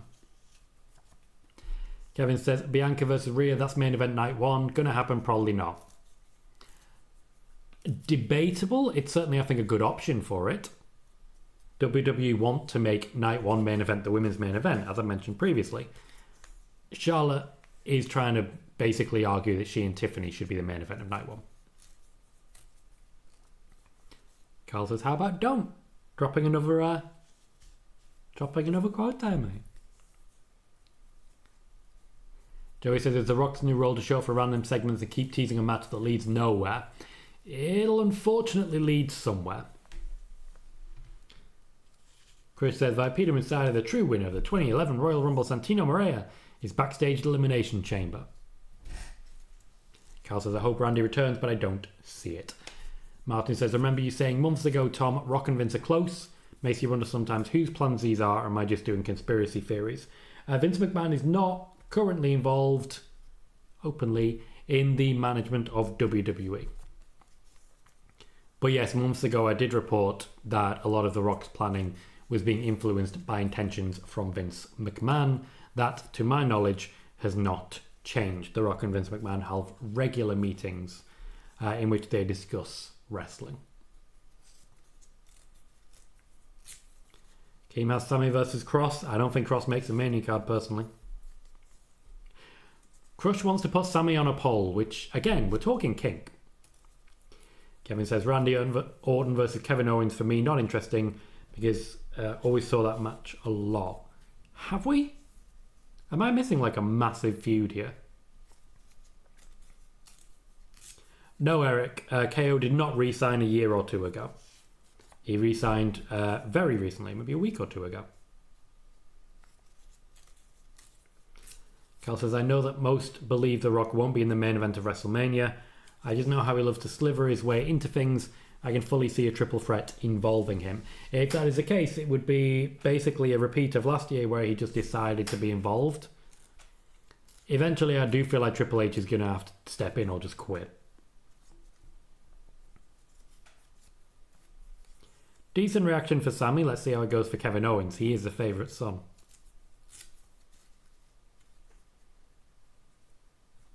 There was a pop there. Kevin Owens, boo.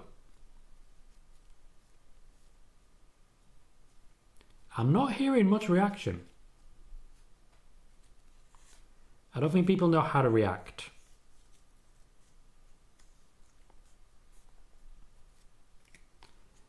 Carl says, it's a shame to see Undertaker destroy his reputation the past year with Trump and Vince. Yeah, he's picked a side there, and it's not the right one. It's really not. Liam says Randy Orton should bring back the punt kick. It never really went anywhere. He's just not a heel, so it's very much a heel move. Chris says Michael Cole just brought up their past encounters in the Indies, and he mentioned Kevin Steen and El Generico. If that's the case, then Michael Cole is a liar. Okay? El Generico and Sami Zayn, not the same person. That is a spurious lie. So I said, no, I don't miss the stupid CGI entrances. It just, It peaked and then it dropped. And I didn't like the doll, and I didn't like the Asuka mask, and I didn't like what they did to Roman. It was all just very awkward.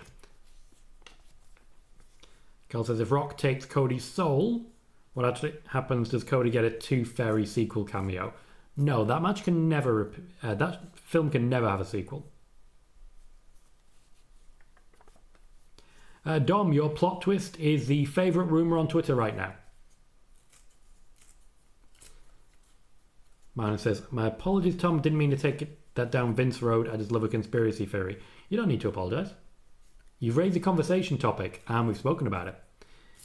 We need conversation topics here, you know? That's the entire reason that shows like this can survive. Shows like this only happen, only work, because we are given conversation topics by people like yourself. Never apologise. Never. Chris says El Generico is working in an orphanage. Yes, he is, protecting them damn orphans. Ty says Undertaker isn't doing himself any favours on the LFG show either. Yeah, he's a dickhead. Cal says all I know of Kevin's wrestling career is Sami Zayn 500 times, Roman Reigns 4,000 times, Cody Rhodes 500 times. I'm not wrong, apart from the ones where you are. Joey says, what does Roman do for Mania? He feels directionless. That's because he's not around right now. When he comes back, the direction will be very clear, very obvious.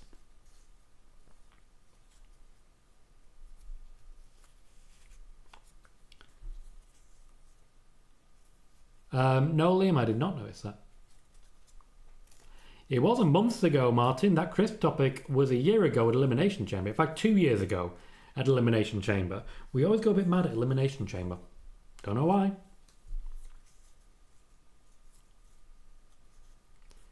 Tom says, this is the closest I get to social media. I'm shocked you said it. Like to try to keep my peace. And, you know, when it comes to social media, if you can keep your distance, you absolutely go for it. But yeah, that's exactly what Twitter is abuzz saying is going to happen. And exactly what Twitter will cry about if it doesn't happen. Kevin says, WWE better not drop the ball on Charlotte versus Tiffany. Build storyline, give both women a lot of good material to work with. I think they've got a good start going.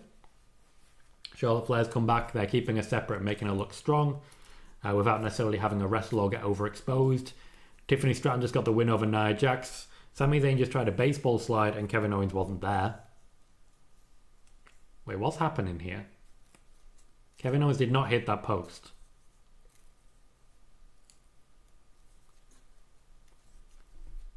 It's just... Again, what? He didn't really hit that post either.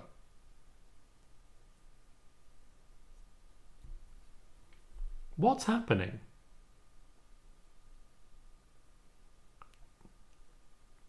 Hart's not in this? I don't know. Let's give him a moment. Let's give him a moment and assume they just need a moment to warm up. Crush, I would add CM Punk to that. Carl says, what's with this stupid lighting? It's unsanctioned. Unsanctioned means darkness. Yes, Carl, I remember the red lighting. To be clear, in the arena, wasn't that bad.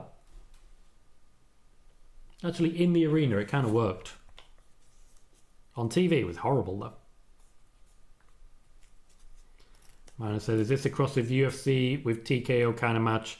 I know pre-planned, but hopefully you get me, maybe just me. No, it's not intended to be that sort of crossover. The WWE have previously done much more obvious crossovers. For example, the Lions Den match between Ken Shamrock and Owen Hart. Liam says, the pop for Randy's return will be generational. It will be as big as the last one. And the one before that. The man gets injured a lot nowadays.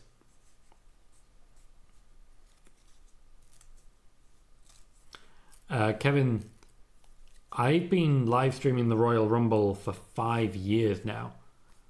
The only one that I missed was this year, so not sure where you're coming from with that. Yes, Martin, it was 2 years ago that Sami Zayn faced Roman Reigns at Elimination Chamber, and that's indeed the show where we talked about crisps. Keem says, do we see blood? Probably.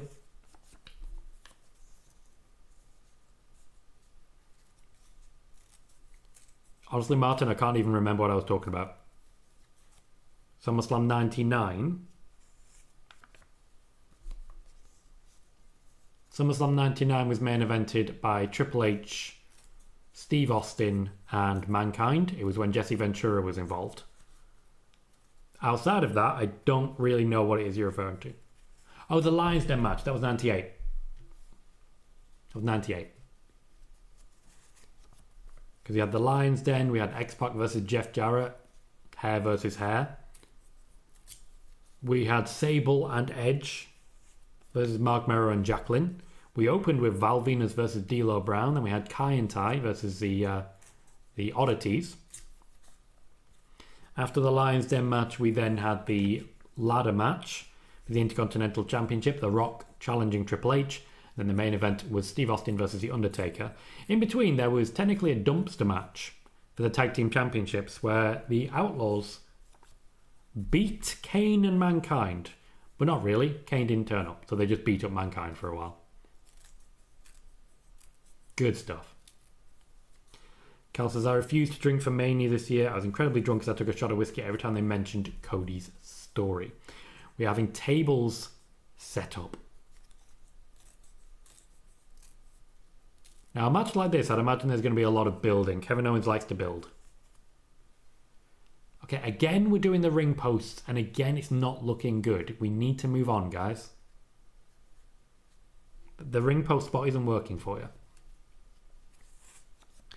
Liam says Sami has a hockey stick. He did. Worked out for him. Dan Severn was involved in the Lions Den. He refused to throw in the towel, so Owen Hart had to tap out, which is, you know... Yeah, that makes sense. Eric says, is Rhea Liv done for good? Well, you know how wrestling works. Nothing's permanent. They're moving on. Yeah, you're not wrong, Martin. Dan Severn did not care less about wrestling. I don't understand how he got there, but he didn't want to be there. It was very clear. He never really connected with the crowds as well. He just didn't belong.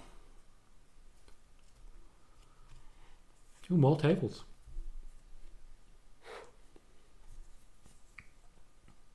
Cal said, did you see Road Dogg say the main reason for their return was to put over the Usos? I did, and that was the plan. At that point, they were...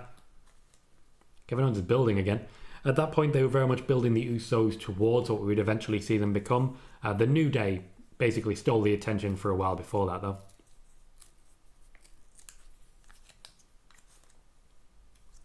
Sean says, surprised Rock Cody segment wasn't after the main event. You're surprised something that happened in the future hasn't happened yet.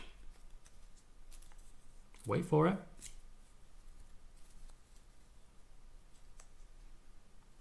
First and foremost, we don't know how long this match is going to last. I'd imagine it's going to last for a while.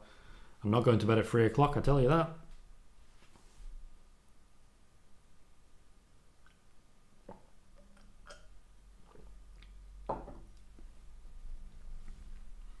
I'm with you, Martin. For an unsanctioned fight, like these two men are supposed to want to kill each other. It's been slow, it's been lax. The fans are now just getting in the way.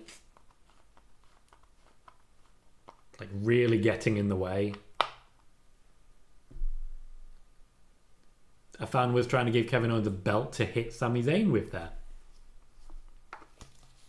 What's your sauce, Sean? What's your sauce? Oh yeah, Liam, they don't build tables if people aren't going through them. What I am finding interesting is that technically the tables that they've got set up, Sami Zayn set up one and Kevin Owens set up the other. Now technically that means both of them will be going through it.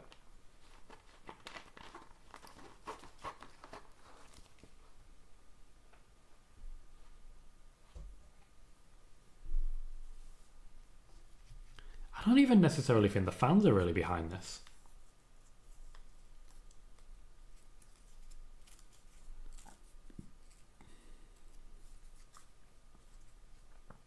I don't think the announcers are doing a great job either. Kevin Owens is grouchy. Grouchy. I know that we're going for a Sesame Street thing, but maybe don't do that. It's not fun.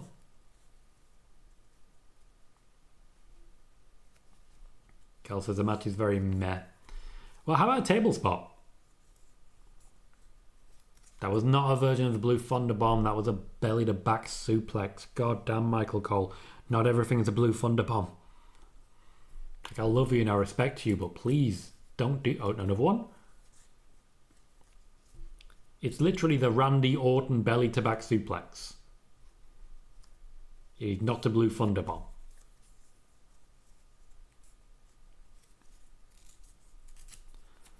Man says, this looks like two friends who don't want to hurt each other. Make me believe you hate each other. Did the tables help? And Carl says, Pat McAfee saying Sami hit him with Dom Mysterio after Sami used a trash can.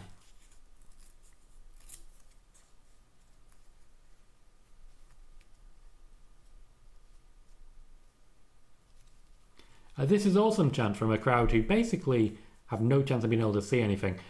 Liam says maybe Fries. I can see that third table. The referee currently standing in the way, trying to communicate, don't go this way. Wherever the referee is, it's an instruction for the wrestlers to go the other way.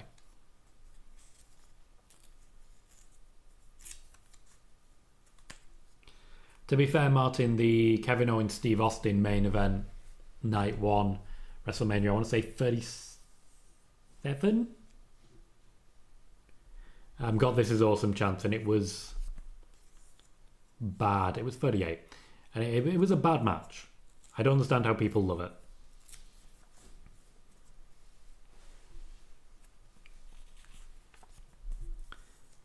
This match has definitely got your attention a little more, though. Kevin Owens just sort of casually walking back to the ring. There's no real selling happening.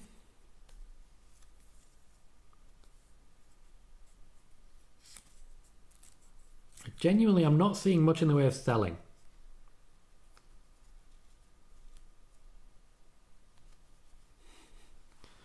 Okay, Liam, I appreciate you for that. Not sure what's brought that on, but I'll certainly take it.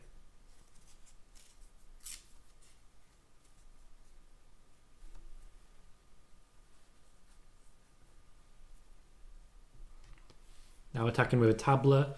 I'd imagine someone's going to get hit with that big prime bottle, because why have a big prime bottle if no one's going to get hit with it? Unless maybe Logan Paul's going to hump it. No one's in total control. Calm down. For an unsanctioned fight where you're literally trying to kill each other, do you think you'd hit frog splashes? Do you think your brain would be like, I hate this guy, I'm going to hit him with a frog splash? Genuine question, guys. What the hell? Liam, no. No, there is no world in which I drink Prime. I've tried it. I've tasted it. One for me. Also, I should not have energy drinks. They do not. They overwork with me because I have no real resistance to them. There we go. Sami Zayn, who set up the original table, has found his way through a table. Liam, I feel like you saw Sami Zayn go through the table and then said, Sami Zayn's going to go through a table. Gal says, considering these are supposed to hate each other, they just use chairs and hockey sticks because Canada, I guess, spoke too soon. That's cool AF. Martin, not enjoying the punches. There's not much like aggression. They're lacking aggression. I wonder if maybe one of them is under the weather.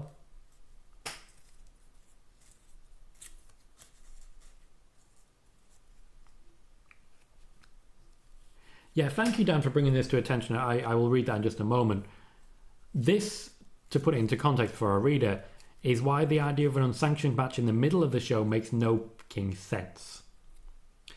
Dan says, so the story with the lights comes from the lights out unsanctioned match, where at the end of the show the match was on, they would turn the lights off to signify the end of the show.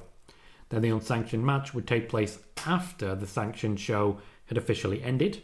They would turn the lights back on, of course, just not in the same way. And that is why I'm so confused at having it in the middle.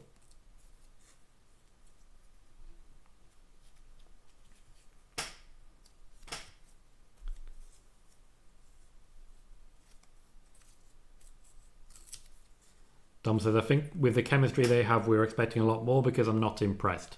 To be fair, as I say, we'll see how it goes. I think it was a slow start. I think it was a bad start. I also think the match is probably going to last about 40 minutes.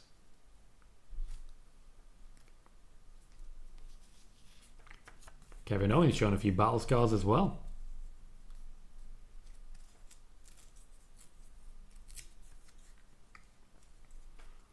Miner says, would you flip like that? Sorry, that looked like Sami flipped himself. He did, to try and stay flat and take the bump. There are some points at which we have to suspend disbelief.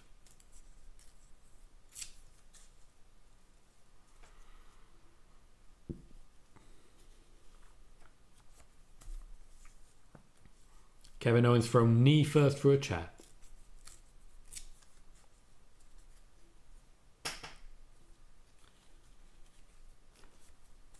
Cole saying, Sami has a wife and a wife has killed me. Keen wants to see you powerbomb through some Legos. WWE probably not the show for you. There are options.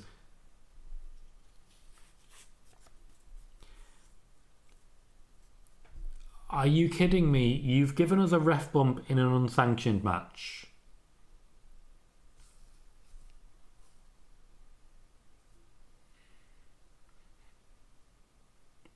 In an unsanctioned match, you've given us a ref bump. Just what are you doing?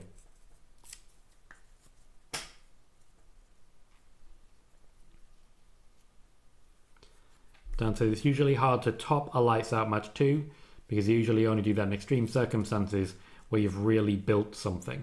I feel like Owens and Zayn, they've gone to unsanctioned, but really, it's a 3-week story. Maybe that's what's missing.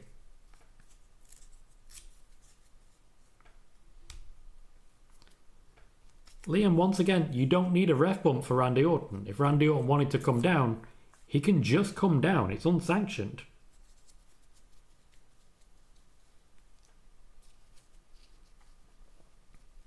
You don't need a ref bump. It's pointless.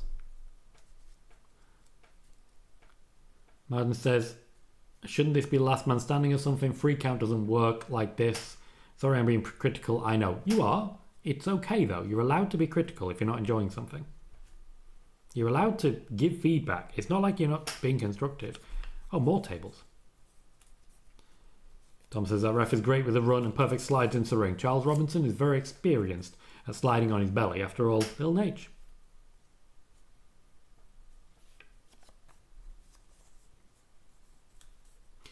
So yeah, I'm confused by some of the choices, but they're definitely upping the pace. It's like when you watch football and the players are doing well, but the formation's way wrong. I just feel like maybe the producers made a bad job here.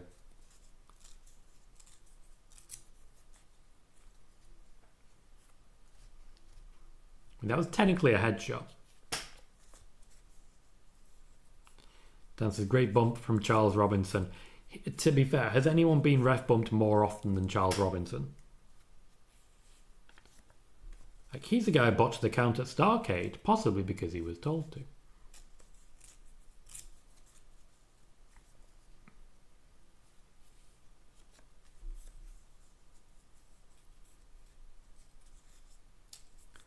Liam once again talking about Randy Orton. You're going to be real disappointed if he doesn't turn up. Let's not overbuild it.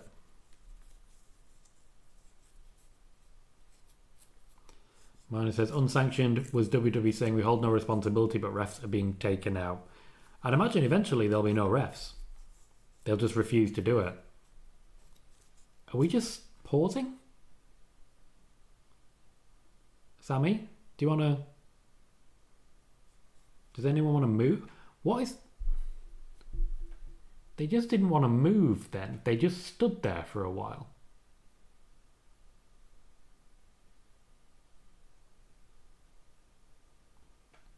And Sami Zayn through another table. Cal says, did they just lag? Kind of. I am genuinely starting to think maybe Sami's under the weather here.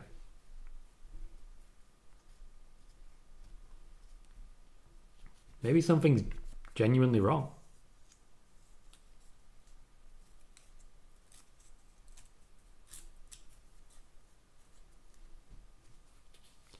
It's not a style I've seen from them before, Dan.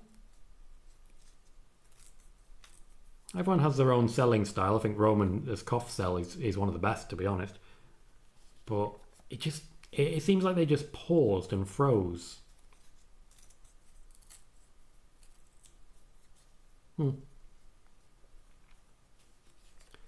Tom says, picking up, I guess Sami learned from the Tribal Chief tempo. Too many people learn from the Tribal Chief tempo, but that's not who Sami Zayn is.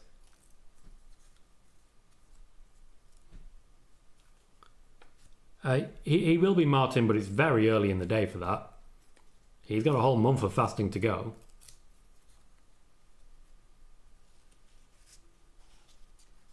We're now at the point of, we should stop this match. I'm sorry, is that Donald Trump Jr.? Because it kind of looks like him. Liam says, what is it with Zayn and tables? Again, I feel like every now and then people should have elements of coincidence and bad luck. Like, for example, I've mentioned it before, Gunther always loses at WrestleMania. He's almost every other day a champion of some sort, but when it comes to WrestleMania, he just can't get the win. And it becomes a problem. I think that would be good, and I would like more of it.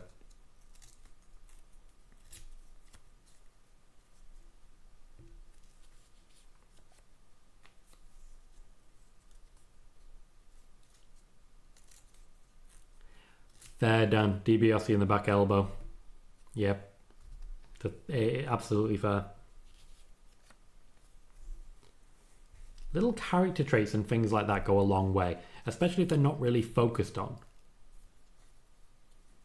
There's a number of people who, heels who become friends backstage but don't really put a name on it. It's good stuff. Kelso, I fucking swear, Thomas, if they call off an unsanctioned match, they've done it before. Drive-by says, I'm sure we said that Sami is not at 100%. Yeah, they were clear on that.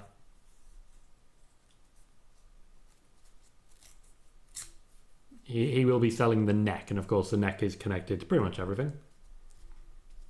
What's he seen? What have you seen? He's seen something special.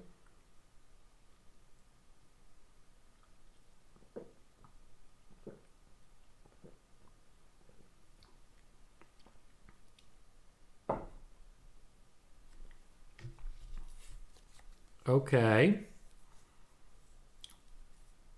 A barbed wire chair. Interesting. He's reacting to it. I'd suggest that he's confused by the fact that Kevin Owens clearly put it there. Dan says, that is the type of stuff that exposed wrestling to me. Nobody ever said what wrestling was to me, but the recognition of sequences and the illogical nature of them told me what wrestling was / is. My youngest still believes, and I'm going to make sure she does for as long as is humanly possible. The fact that we're actively using a barbed wire chair kind of makes me feel like we're heading towards a finish now.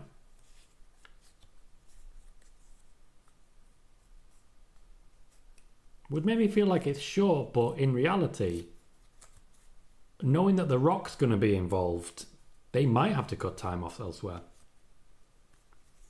Nobody said that, Cal. You control yourself. Nobody said that. Oh, Liam's right. Only need the thumbtacks. I kind of expected that's what we might be seeing.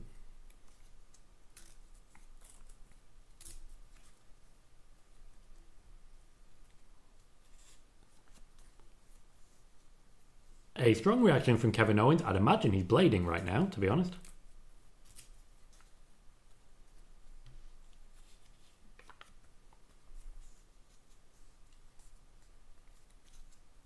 Logically, I would imagine he's... No, I thought he would be blading, but apparently not. I'm surprised. That's a blue Thunderbomb. That is a blue Thunderbomb. You know what's gotta hurt? That. Zayn goes for the pin. No.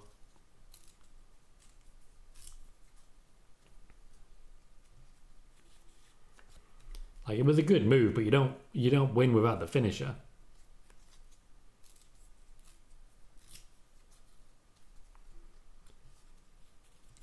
You can tell the landing genuinely hurt. Match is definitely improved. The pace is still low, but the impact is much stronger. Another "this is awesome" champ. Michael Cole says this is sickening. Not unfair. They ain't going for the finish, but I don't think they're going to get it as of yet. They even put black covers over the corners.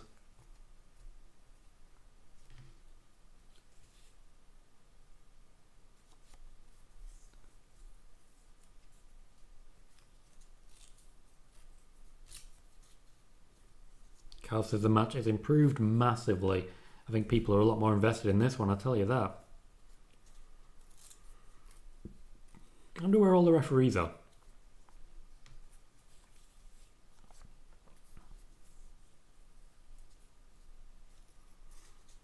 It's a very red back. Carl says, how fast did Sami roll out the ring? I mean, selling a neck injury, trying to make sure it doesn't get pinned, makes sense. Carl says, the refs have disintegrated. Seemingly so.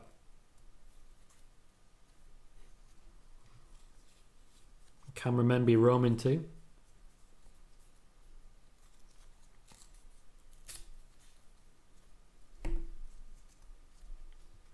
You got plenty of them on SmackDown, Liam.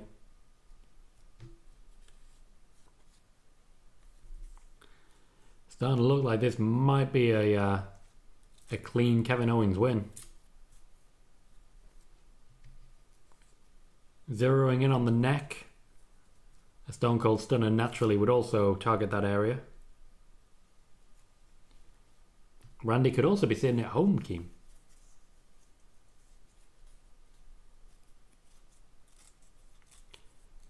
Dom says I think they should just stop it. Who really gets over with a win? Whoever wins. They're the ones who really get over with a win.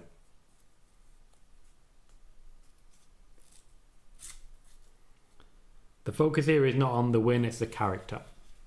It's the what is Kevin Owens willing to do. At the moment he's willing to do quite a lot. Hitting Zayn with everything now. This isn't a match that can be ended with a roll-up.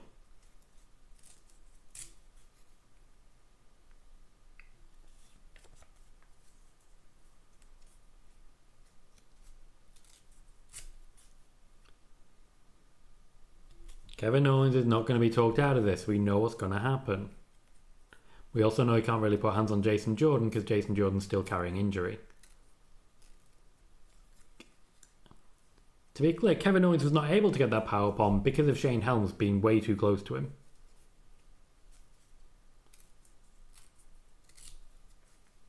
Now they try it again. Shane Helms this time stays the hell back.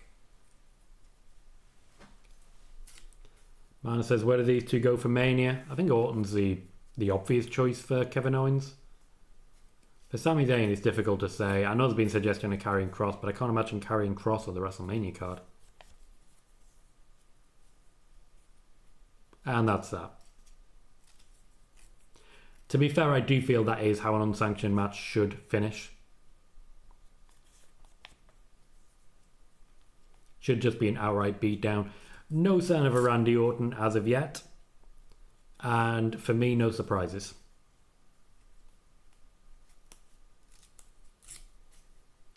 Free for free so far. I had Kevin Owens for that one. It's not about Sami Zayn. It's about keeping Kevin Owens strong going into Mania.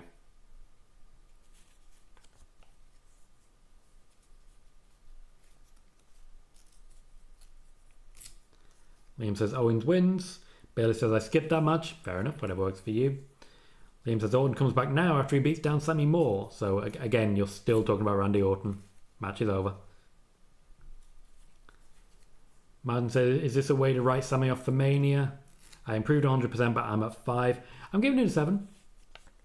I think it started off a bit clunky. There just didn't seem to be much aggression, much passion there. But the finish was very strong. Kevin Owens looked good. Sami Zayn had his moments. Certainly I think the use of the barbed wire chair was clever. There was some good bits in it. It's just not something I'd watch again. Oh, will he get your wish, Liam? Kevin Owens seems to be on his way back.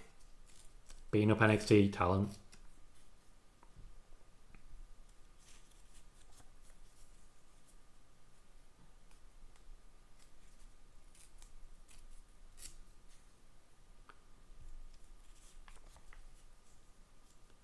Side gives it an 8 out of 10.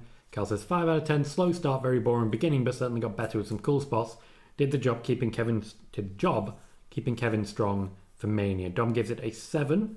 Keem says give that match a 7. Leon gives it an 8. Keem says Sami going to be on Raw Monday, not brutal enough. And here comes your Randy Orton. There's a thing Triple H does now. And he doesn't always do it. You can see with Jade Cargill earlier. But there's a thing Triple H does that Vince McMahon didn't. Where you get the match first. Liam, stop celebrating. Calm down.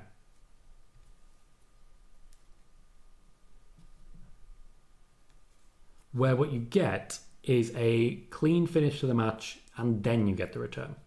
It's one of the reasons so many returns happen on Raw and SmackDown now rather than on PLEs. It is essentially Triple H saving the pop for TV, but actually making sure the match has a conclusive finish.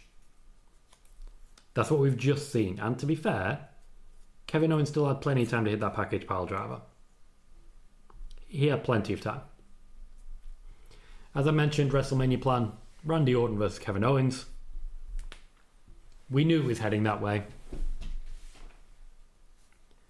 And for me, it makes perfect sense. I just worry about what Sami's going to do.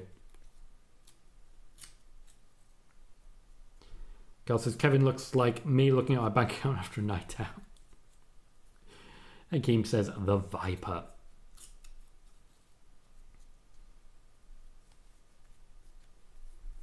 Randy Orton apparently spooling for a fight.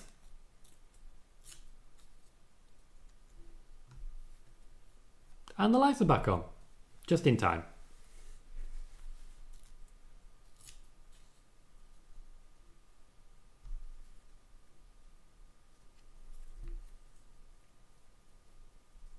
Randy Orton doesn't really do beatdowns anymore, does he?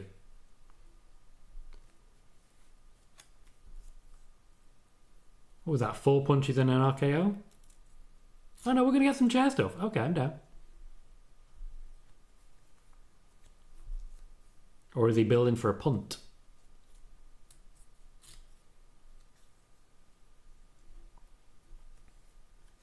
I mean, Owens is in position.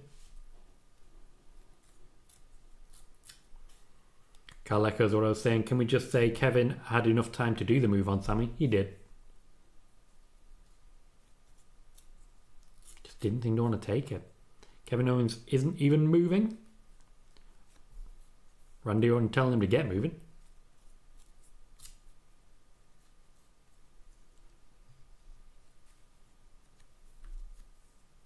Maybe time for a concerto? Randy Orton's thighs have got very thick. That man's been squatting. He threw away the chair and the crowd cheered. That's a rarity. Ah, he's going to go for it.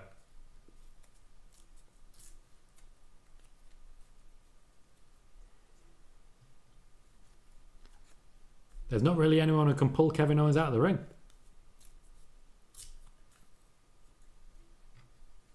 Yeah, okay, fair enough. He'll get punted at WrestleMania.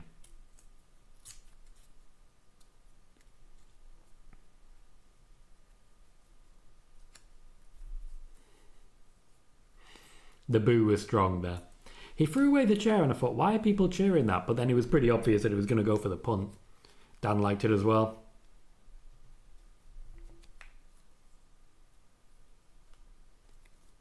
As I said, this match was not about Sami Zayn. Sami Zayn was parachuted in late in the effort to make Kevin Owens look strong. Sami Zayn, to my knowledge, has not yet signed a new contract with the WWE, and as such, he probably won't get a WrestleMania match unless he does so.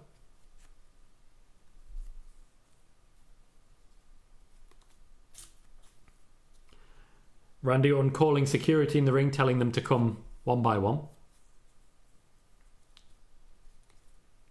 I like that. The handshake was good. They didn't really know how to react to that, but they made it work.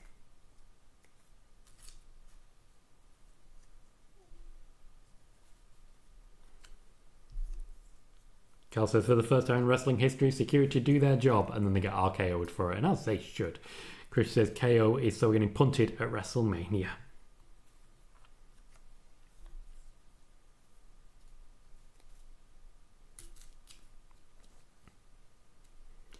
Right, so we find out next, because I'm pretty sure the show's going to go until 4 o'clock. We'll get more than an hour of an Elimination Chamber. Not much more than an hour, but more than an hour. And we'll get at least 40 minutes of The Rock. And then I reckon we'll get about half an hour of ads in between. So this 3-hour show will likely be 4.5 hours. What can I say? It's The Rock. Anyway, I don't really see a world in which we see any interaction between someone like Randy Orton and The Rock. The Rock very much has picked the very top of the card and he won't go anywhere else. Randy Orton's in an odd position where they're trying to protect him. They're using him very sparingly and he's still getting injured. 10 more years, he said. Well, first year's down. Hasn't been great.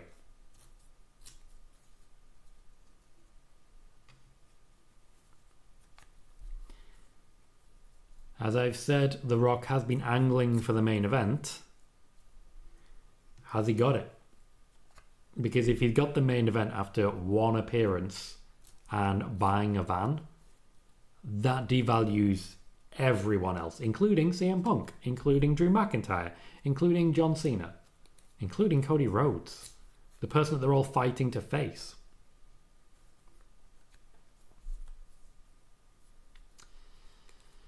Okay, yeah, we're back to ads. There's some very clear downsides to this Netflix deal, isn't there?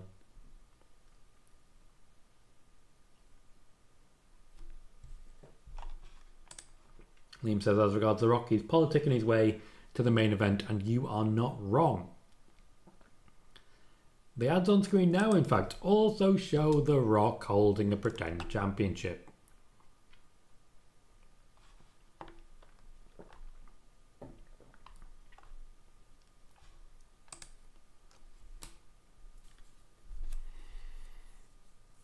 Cal says, how annoyed would Triple H and talent in Chamber be if Rock takes main event spot?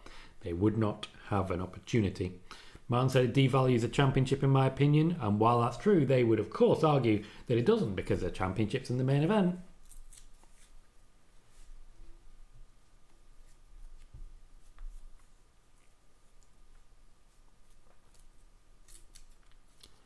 Martin says, do you know if Triple H is happy with Rock involvement?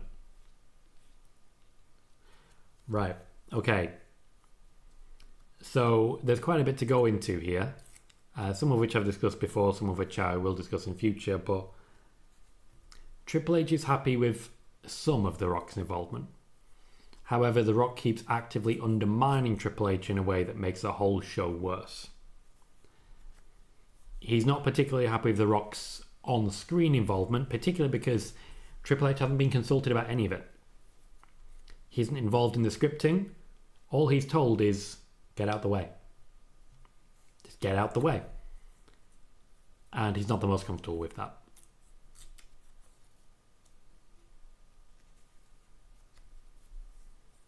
Well, they're advertising Stephanie McMahon's podcast now.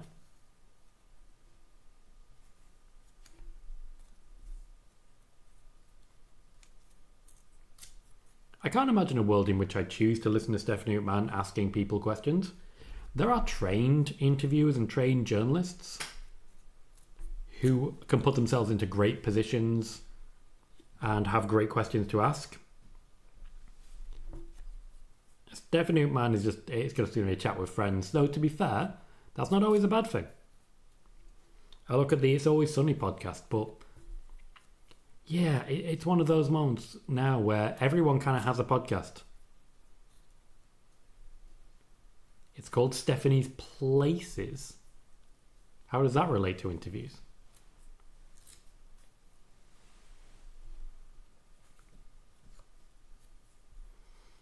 Mine says, I can imagine it's hard to write a show and book matches with involvement like that. Yeah.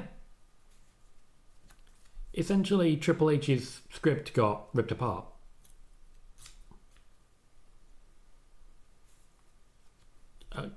Okay, so now we're just doing more TKO stuff.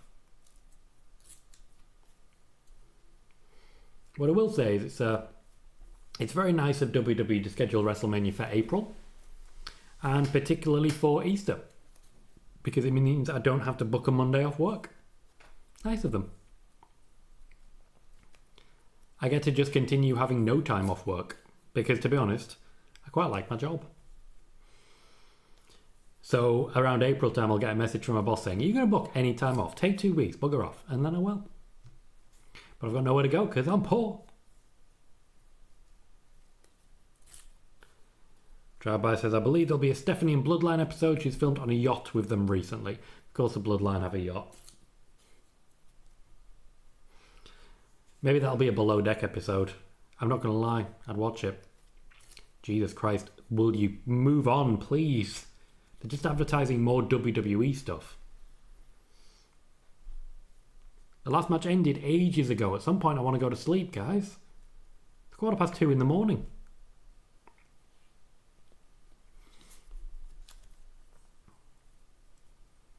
Ugh.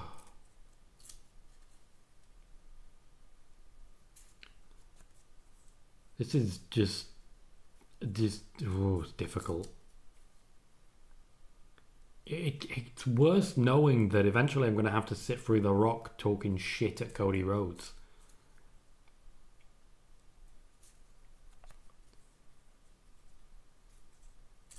Okay, so the men for the chamber are in wrestling gear and they're walking backstage. That suggests The Rock will be in the main event.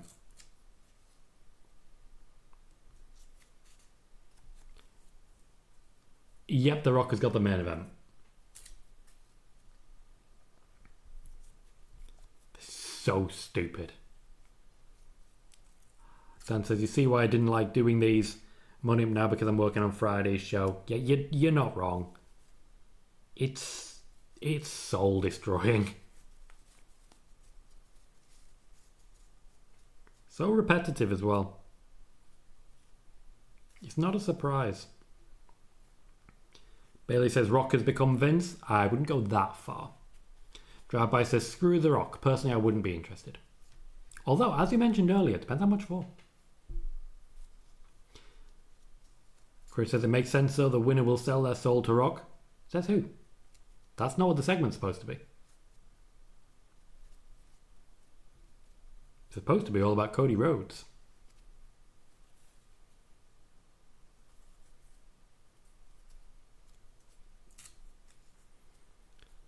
This Elimination Chamber match is literally to determine who wrestles in the main event of WrestleMania. Literally the main event of WrestleMania. And The Rock's more important.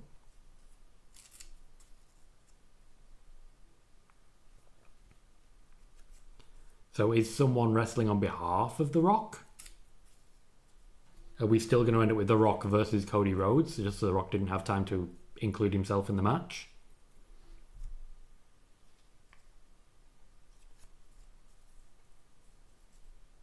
Don't know. We'll find out. Liam says, "Cena and Punk definitely triggered that Rock has stole the main event spot again." To be fair, historically, John Cena also stole the main event spot from Punk.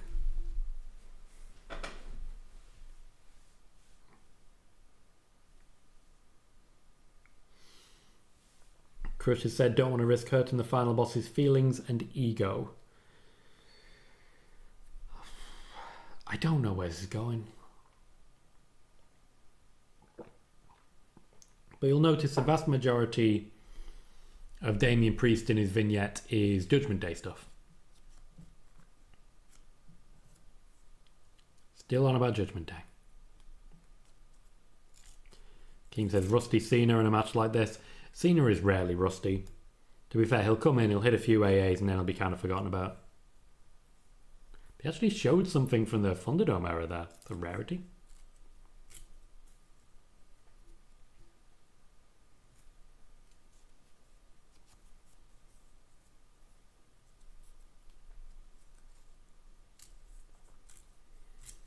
I get what they're going for with the Deadly Sins element.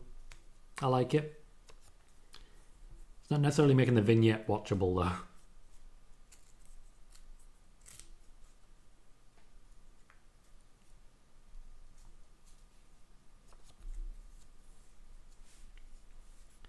Cal says, hopefully you get some updates about backstage reaction to Rock taking main event.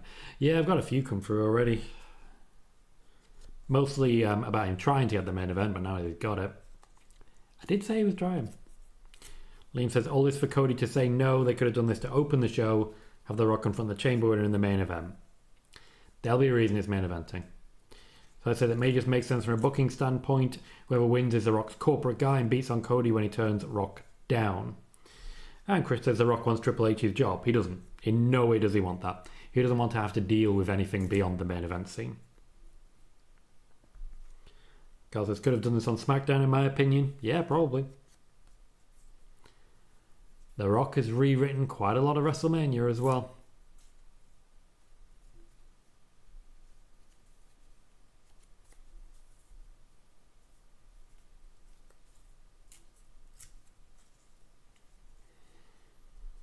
Okay, so let's get the match going. Because we're going to have to do the cleanup afterwards, let's be fair.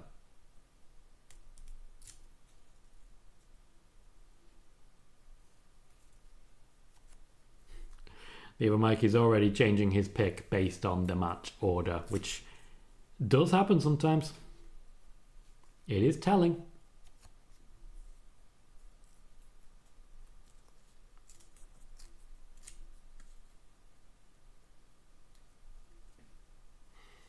I like that they no longer say how long the regularly scheduled interval is. It's just a case of the pod opens when the pod opens. I don't think Cena's going to start, Liam. Doesn't make sense to me. He's very tired.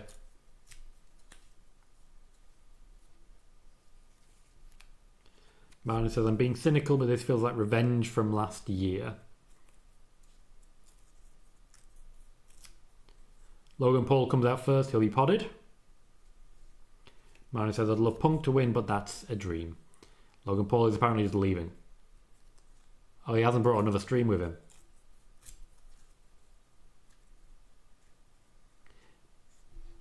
Okay, that's clever. Waving an American flag. I'd imagine someone went out to buy that as quickly as possible when they heard the national anthem being booed. Yeah, it will, Carl. That happens quite a lot now, unfortunately.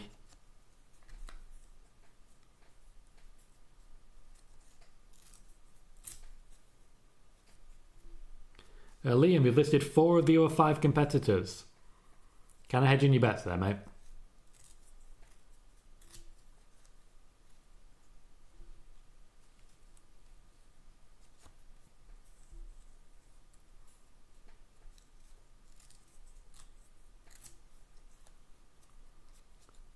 Logan Paul's been in Elimination Chamber before. Previously, he drew on some of the Perspex, which is not a bad shot. No, Carl. I'm not staying awake for a press conference, especially knowing that it's going to be nearly 5 o'clock by the time I actually get to sleep. They are really overindulgent with these shows. How do you get 4 matches on a show and it still ends up lasting at least 4 hours? The match will only just be starting by the time it's 3 o'clock.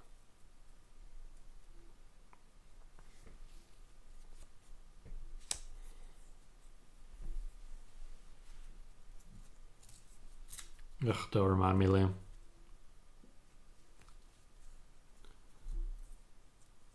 Logan Paul apparently went in the wrong pod. Damian Priest out next.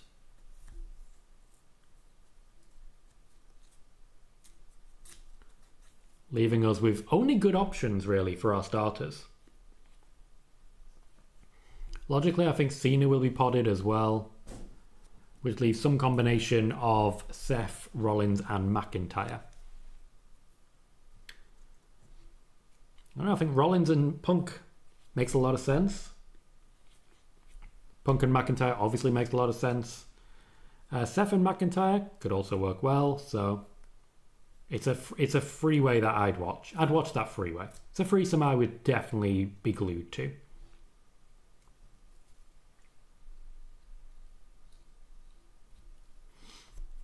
Sorry guys, the lights are drying my nose out a bit.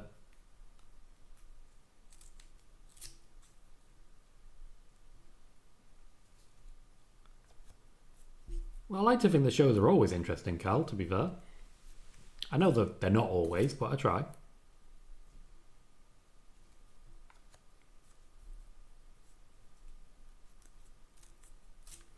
Tom says, 2 returns tonight. Can we get a third in this one? Spoiler, our tribal chief. I'm again forced to ask why. The only reason Roman would be interested is to attack Seth. Not Punk. Punk didn't do anything to him.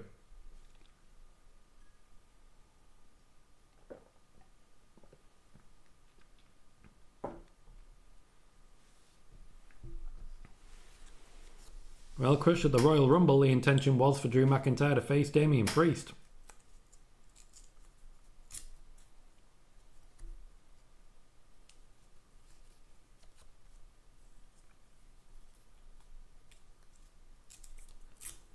It's nice to know that at least the road to WrestleMania is a little less predictable. Where people are genuinely not sure who's going to wrestle who.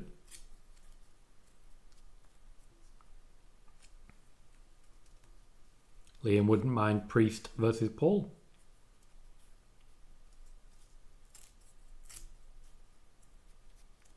Shout out to Chris Jericho there from Michael Cole.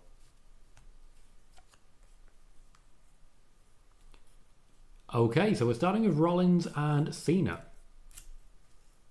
Punk is our last man potted. Interesting for John Cena, because that means he's going the whole match. I would have expected him to be potted and come out last.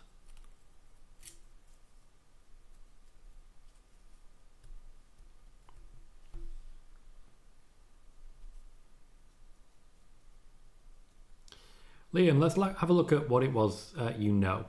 You said it'll be either Seth and Punk or Priest and Drew to start. It is neither of those things. So you're saying, I know it, I knew it, and you literally said the wrong thing twice. You gotta be careful, mate. You're self-celebrating. Gotta rein it in. Just rein it in a little bit.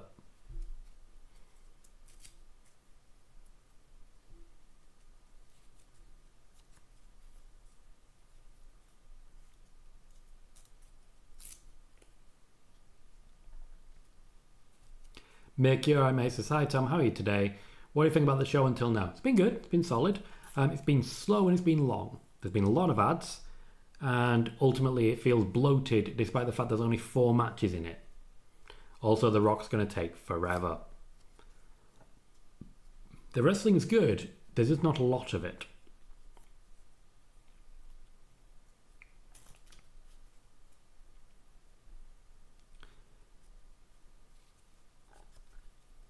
Chris says Logan Paul should go see a priest and confess for his sins. I don't think he will.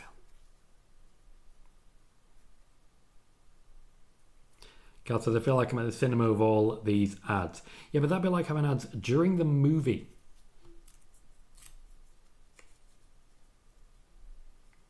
Leon says 0 title defenses on a PLE is strange. It's all about WrestleMania, this one, though. Hey, you're not wrong, Martin. You're not wrong.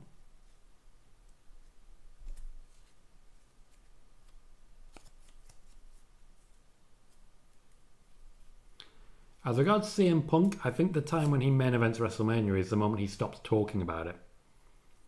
The fact that it's a huge part of his story suggests to me that he will not be doing so. Alyssa says, do you think draw McIntyre, wins Chamber, sail Soul The Rock, feel win title, don't see that should be Randy Orton dethrone? Appreciate you, Alyssa. I mean, that's exactly what happened, Martin. Thank you for that. If you haven't done so yet, remember to hit that thumbs up.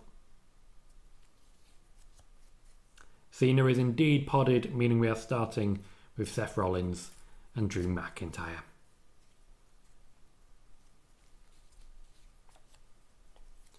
Chris says, do you think Triple H told Punk it'll happen, but it's going to be a long-term thing? Yeah, definitely.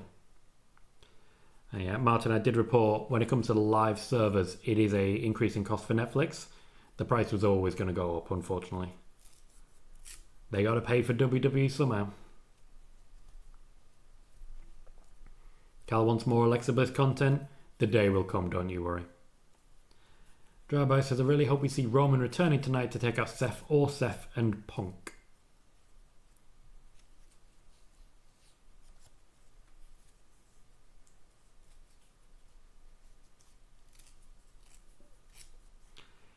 Awkward when it comes to John Cena and the WrestleMania colours because he's literally red, white and blue.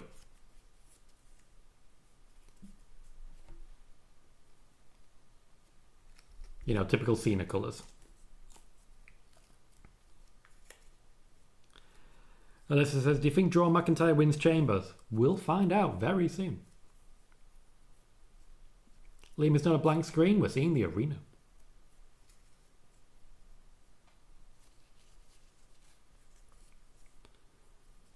Yeah, it looks like the colours haven't been set yet, Crush. Cena is wearing chamber colours, I'd imagine, so he can get 2 lots of merch out there. Every appearance will come with a new merch drop, don't you worry. He's got a good deal when it comes to merch.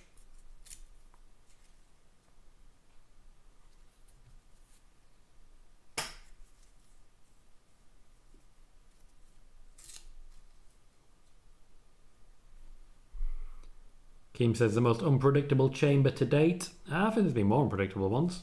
For example, the first Women's Tag Team Championship chamber. There was a number of teams that could have won that one. I would say the chamber that was won by Edge, which didn't feature Edge. That was certainly unpredictable. He wasn't even in the match.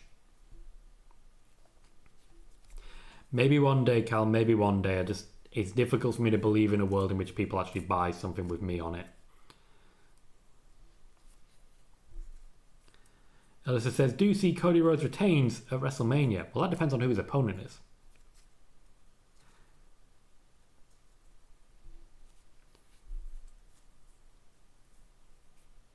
Cal says, Drew McIntyre is indeed Scottish. I heard the rumours. And you know what? I believed. I need to get slightly lower, and I've only just realised, which is awkward. I know, Crush. I struggle to believe, you know? You guys might believe, but I struggle sometimes to believe in Tom Colohue. He's just part of who I am. When you're born into that level of abject poverty, you struggle to think that anybody cares. It's difficult. I'm trying, guys, but it's awkward. It's difficult for me. I obviously believe in Joe Hendry, Crush. Come on. Let's not be ridiculous here.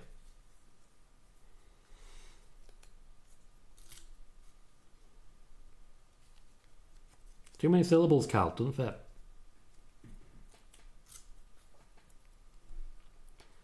We are past the half-hour mark and we haven't even had all the entrances yet. It's been more than 10 minutes just to people walking to a ring. The last match ended about half an hour ago. I don't know how to survive these things because there's going to be another half hour of ads and The Rock's going to make an entrance that's going to take another 20 minutes. Cal, you know what you just did, right?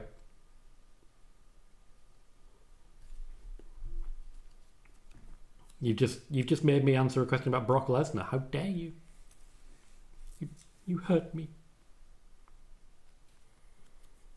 I like Drew McIntyre's gauntlets. I think he just broke one trying to punish CM Punk though. Go for a shredder thing. I respect it. Cal says poor Tom's going to have like 3 hours of sleep. Yeah, pretty much. And it means I can't go for a run in the mornings because I'm just going to be tired. And I've got to wake up early to get the girls sorted. And I've got a very busy Monday on the horizon. Why did WWE keep doing this? This is why I have to seriously question the watch parties in general. I just never get enough sleep and I've got children to consider.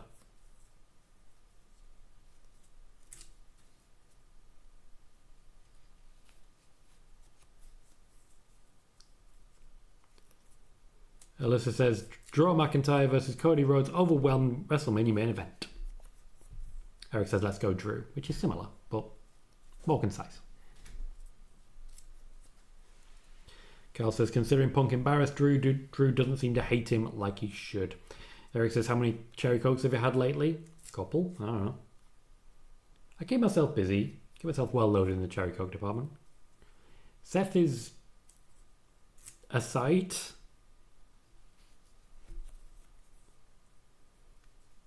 You know how I said earlier about the women trying much harder with their gear? Seth's the exception.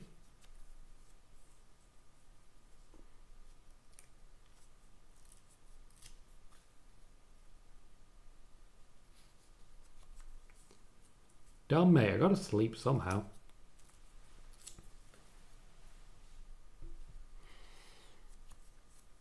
Carl says Michael Cole attacking Wade Barrett for nearly ending Cena's career with the Nexus.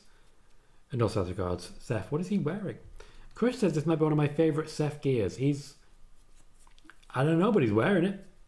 He's wearing it. It's on him.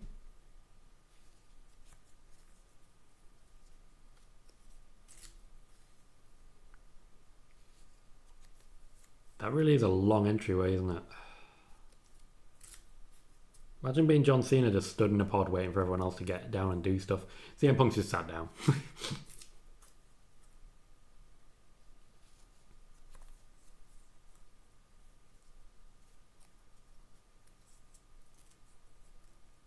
Okay, I see what you're saying. Firstly, good gear. Secondly, I think John Cena finally has a body that I can actually get myself. I think he finally has a body that's achievable for a guy like me. Can't do squats that he can, but I can do dad bod.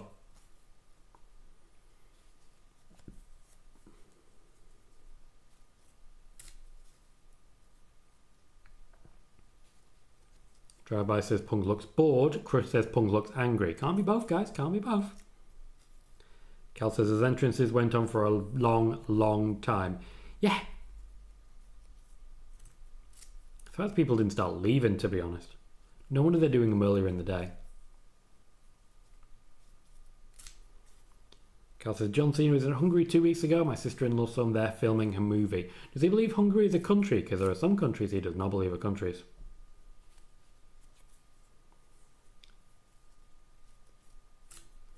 Chris said, how does CM Punk and Seth feel about each other backstage? They're not friends, but they're not enemies as portrayed on screen. Seth knows where the money is, but he doesn't really respect what CM Punk has done in the past.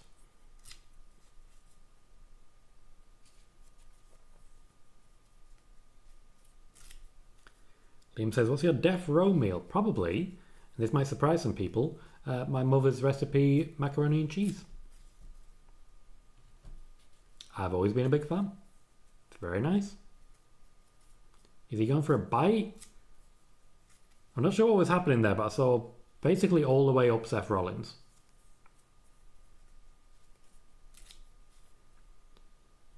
CM Punk's still not moving. He's still just sat down and chilling. The man's lackadaisical nature is very appealing.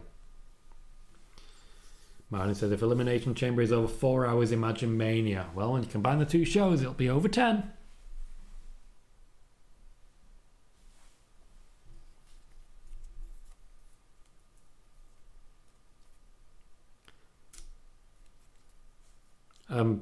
Very biased, Carl, as you'd probably know.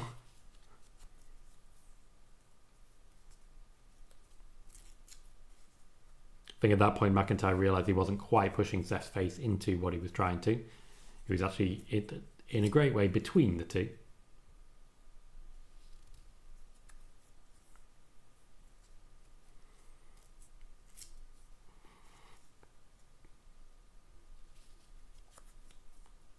Oh, reference to Jade Cargill there, but no update that they've got.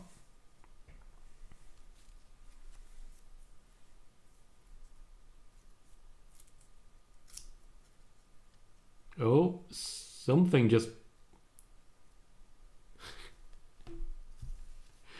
I do like that about Punk. He's very much encouraging Seth to slam Drew McIntyre's face into his pod. I like that. Seth's not going to like it, but I do.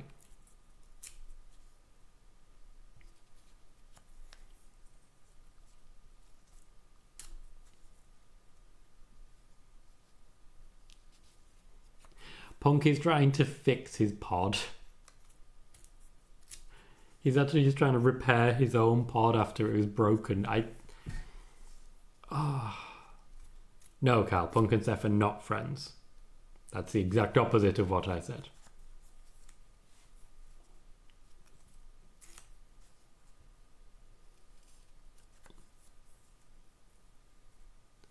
Logan Paul once again is writing on his pod, but this time WWE is putting no focus into it. Undoubtedly they'll try and make that go viral. Pretty sure Seth just got headbutted. Oh, that's a lovely backbreaker. I love a good tilt-a-whirl.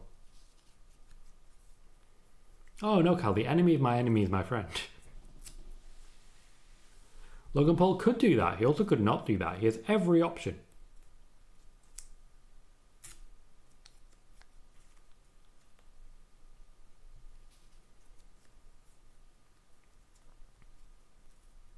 I always love that. They're trying to hype up what's going on with The Rock. So it's like, we understand Cody Rhodes is still thinking. Is he? Pretty sure the script will tell him what to do. Oh, snap suplex. Would have hurt a lot more in the old chamber, I tell you that. This one's padded up to hell. Punk's still trying to fix things. I didn't realise how budget the strip lights were inside the pods.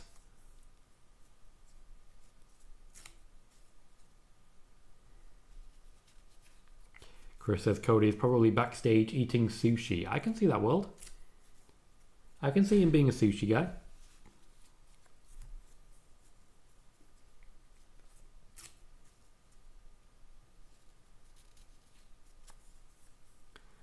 Liam, my guess would be Damian Priest.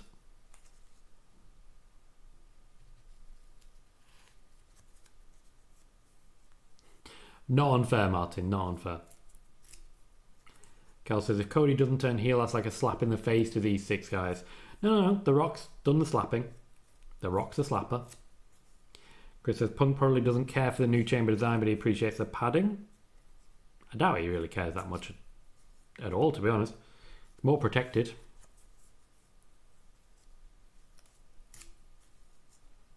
Okay, who have we got coming out of the first pod?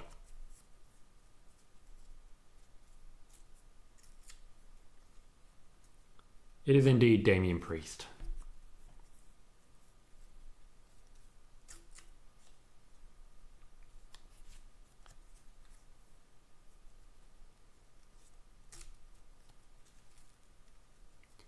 Cal says, if Drew doesn't win, I can see him being very vocal about The Rock slithering his way into the main event. It depends if he's allowed to or not. I mean, he's The Rock's guy, isn't he?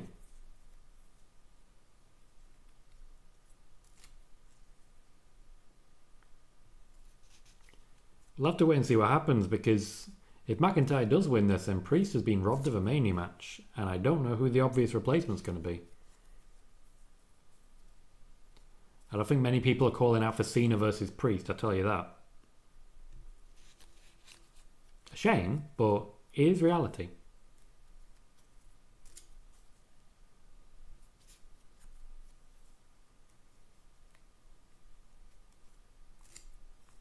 I've got to say, great catch by McIntyre there. Rotated Seth to safety as well while he fell.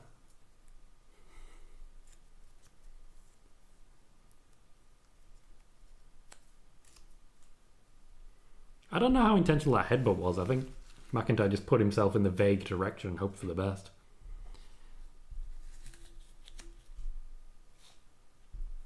Show off.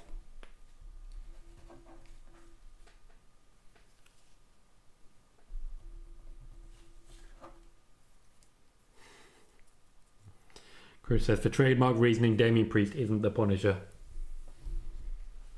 Alyssa says, is Jade Cargill a heel now, Naomi?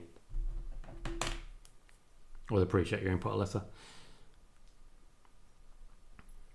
Carl says, does anyone remember the Elimination Chamber match in 2006 for the December to Dismember pay-per-view? The worst buys ever, I think. And Martin always remembers Goldberg spearing through a pod. I believe that was Triple H. Triple H was... His pod was opening and he was immediately speared and then kind of forgotten about until the end of the match. Crush rightly pointing out, Jade being heel makes no sense since she was the one attacked. Also, you heard the crowd reaction. Jade Cargill ain't heel.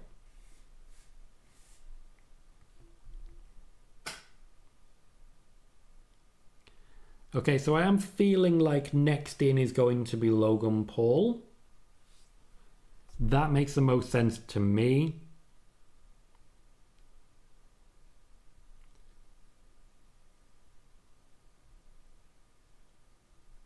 Is that a Roman chant?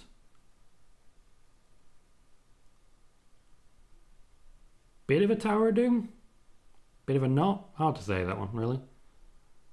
I do like the sit-up that Drew McIntyre does in the corner, though, where he's hanging off the ring post. You know it's coming, you just don't care, because it'd be cool.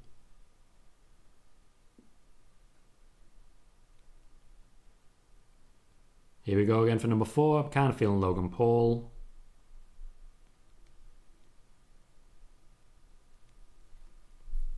What do we got? What do we got? It is Logan Paul.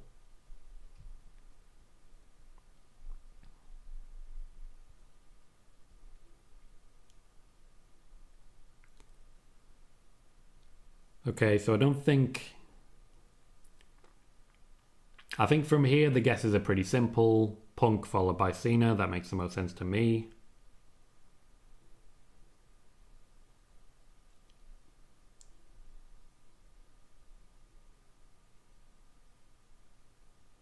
Logan Paul just being Logan Paul and showing off. And you got to respect the game. The man knows how to be absolutely detestable.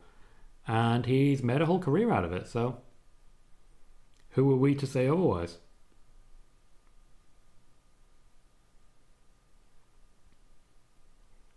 He does not feel like he belongs here.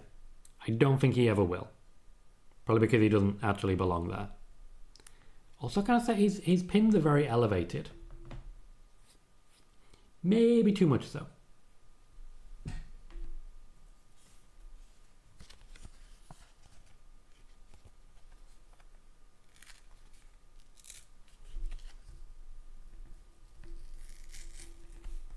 Interesting spot between Priest and Paul here.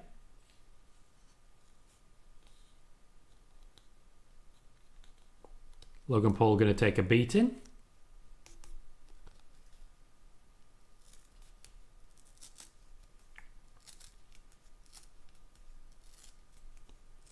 Rich says, I remember the test elbow dropping RVD's neck on a chair. That was brutal. Cal says, I've never watched NXT ever, but because of Netflix, I've been watching the Undisputed era matches, that era of NXT. Wow, that was good. If I say it's better than the main roster at the time. A lot of people did think that, yes. Chris says, Roman is going to take out Seth. He says, could Jordan Grace face the winner of Vaca and Julia? Could be. She's booked to do, yes. And Chris says, I think Logan will eventually get burned out and then that's it for him. Quite possibly. I can't see him burning long, but I can see him burning bright.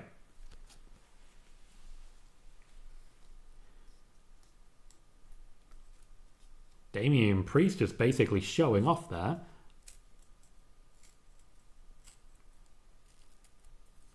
Logan Paul going for some wrestling moves. Not often you see that from him. Liam says, could Priest versus Paul be a match for Mania? Depends on who wins this one. Bayley says, NXT has a clear top tier and it's worth watching. I don't fancy Logan Paul's chances in this one, actually. I don't think that's going to be the finish, but I don't know. I think he's going to take a bit of a whipping on this one. Carl says, I'll be honest, I think there's a real possibility Logan's a main champ in a few years. Yeah, I see him having one sustained championship moment. Just one, though. Seth Rollins stands alone in the ring. This, for me, screams CM Punk. Drew McIntyre is also crawling towards Punk's pod. It's John Cena.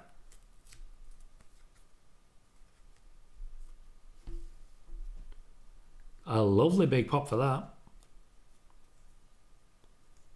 Go for the 5 moves of doom. Damian Priest just walks straight into an AA.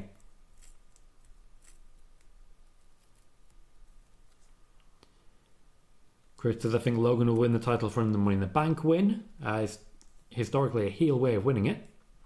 Kel says, like I was watching Gargano versus Ciampa, and wow, that was incredible. Did you ever watch Gargano versus Andrade? Because that's the one that really kicked off that era.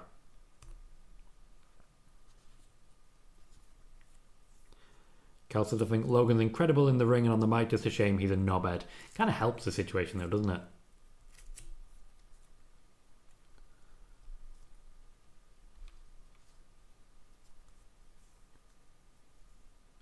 John Cena was gaining some momentum there.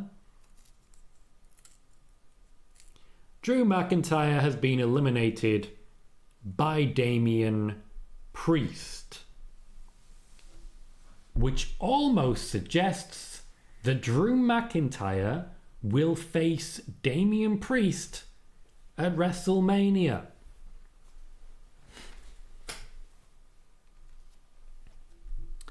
Guys, did you watch Spoiler Warning yesterday? Did you watch Spoiler Warning yesterday? Because right now, Drew McIntyre and Damian Priest, they got a fight on.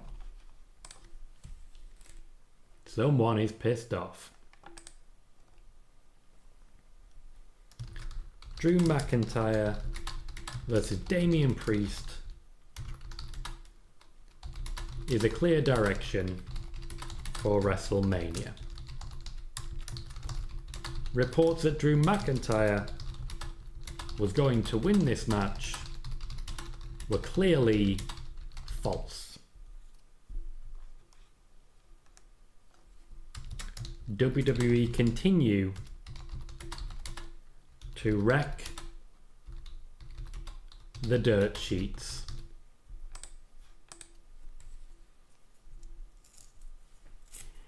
Now, we said earlier, Dr. Featherstone, of Sportskeeda's Backstage Pass, put his entire reputation on the line with this spoiler. He said Drew McIntyre will win. Drew McIntyre was eliminated first.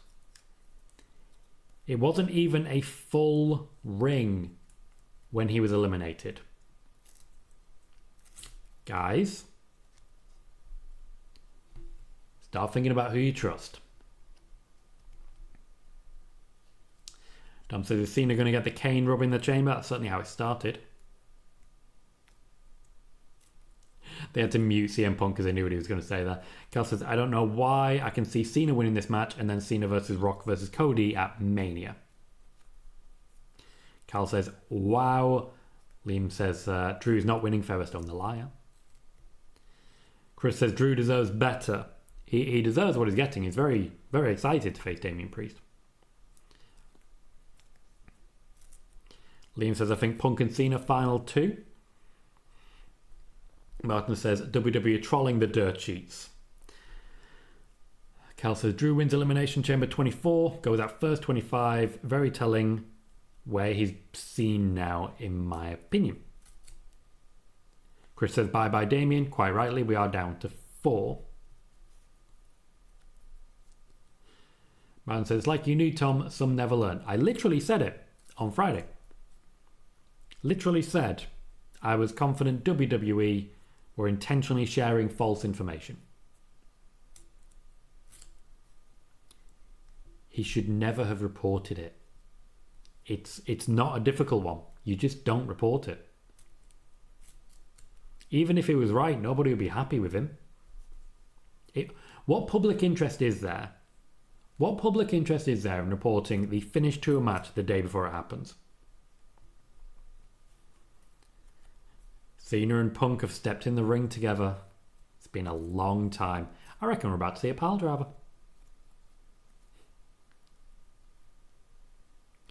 Chris says, Dr. Featherstone has lost all credibility.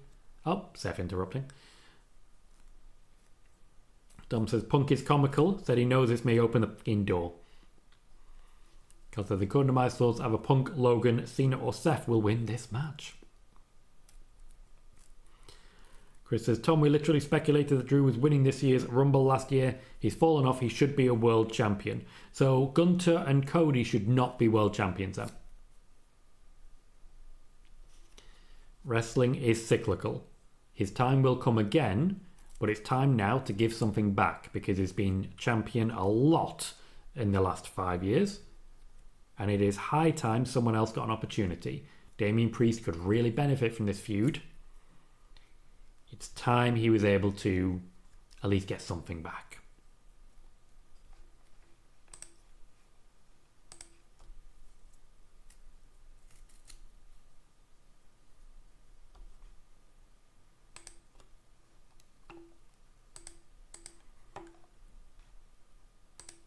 I do like that every now and then they intentionally sort of forget that Logan Paul's involved.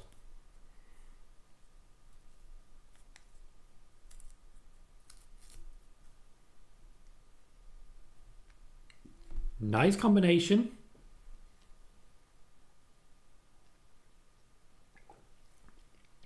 GTS and a cover, and that will be that for Logan Paul. Again, nice and clean. It does look like that, doesn't it, Sean? So many of you brought it in here. Some of you even spoiled it.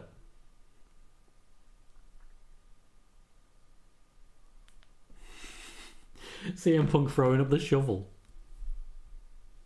I'm a determined man. Drive-by says, thank you, Punk. Liam is excited for Cena and Punk, and to be fair, one of these men will be going on to face Cody Rhodes. CM Punk, Seth Rollins, or John Cena.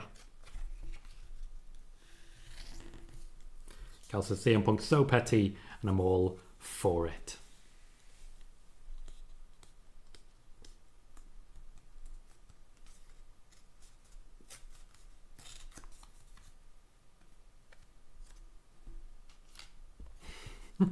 You're not wrong, Cal. You're not wrong.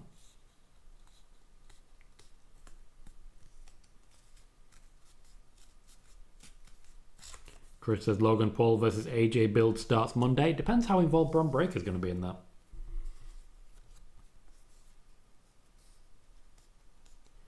A dueling chant for Cena and Punk. Seth largely lost in the mix here.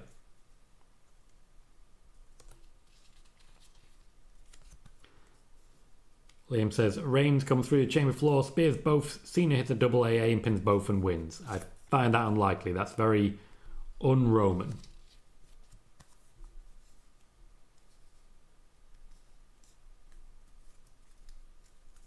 Okay, so they're just beating on Seth now. I don't think they need Roman here.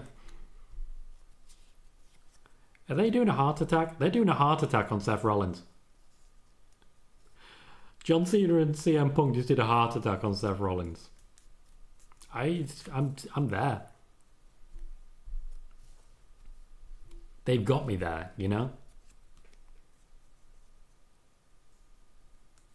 John Cena just looks so happy. He's like that dodgy uncle who's like, my kid loves me. I don't love you. He loves me. I don't. I hate you. You let me a little bit.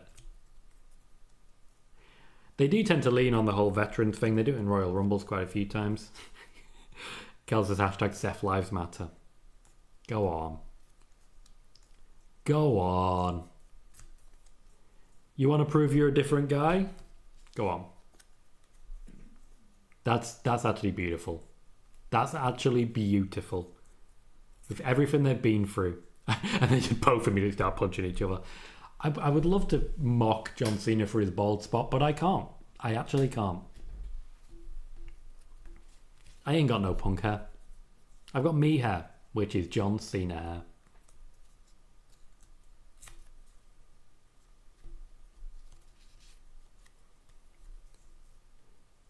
One thing I also find interesting, do you remember for a while there was going to be a 6th move of doom? What happened to that? I still think there's going to be a pile driver, by the way. They're allowed to do pile drivers now. And obviously, even when they weren't, CM Punk and John Cena still did.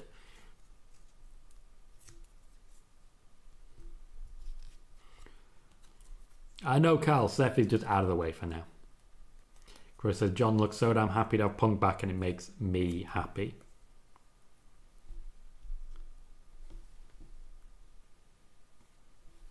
They know each other too well. It's an easy story. They know each other far too well. Oh, lovely. Lovely counter.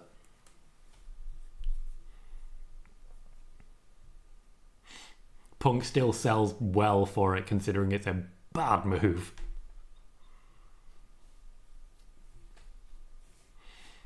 Eric says, IWC told me Drew was winning. Maybe WWE is trolling the sites again like Alexa's return. If you tuned into Friday's spoiler warning, I literally said that's exactly what is happening.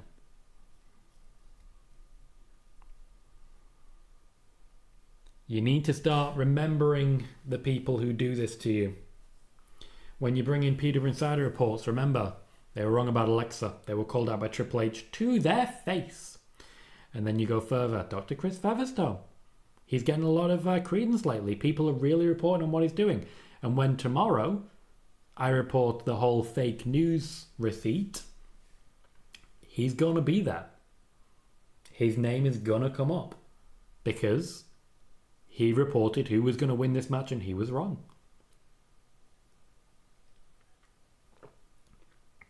I try my best, Cal. I don't want to celebrate myself all that much for obvious reasons. I just want to get to a point where we know who is reliable and who isn't reliable. That's all I want. I do give myself credit, Cal, and I think you guys give me plenty, but I don't want to be that guy. That's an AA. He's not going to get... Nobody gets pinned to an AA. That's not something that happens. Except The Miz. The Miz is the only person who gets pinned by an AA now.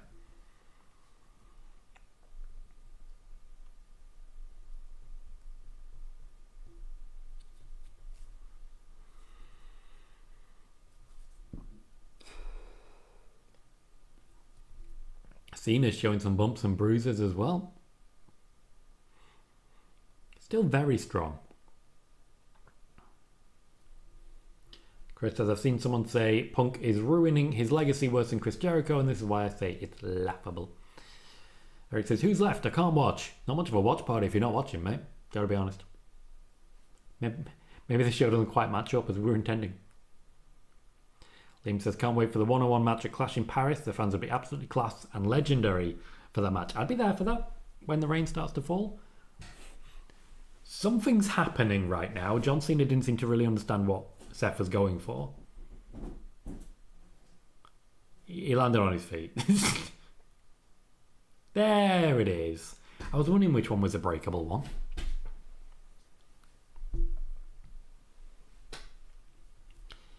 Cal says, aged like a fine wine, CM Punk is just as good as when he left. Chris says, Punk is still wrestling like he's in his prime. Chris Jericho can't really move well in the ring. Big difference. There are matches when I feel Chris Jericho stepped it up against Will Ospreay, for example. All in. I really enjoyed that match. Liam says, just imagine Cena and Punk in France with the atmosphere. The French, they know how to do a chant.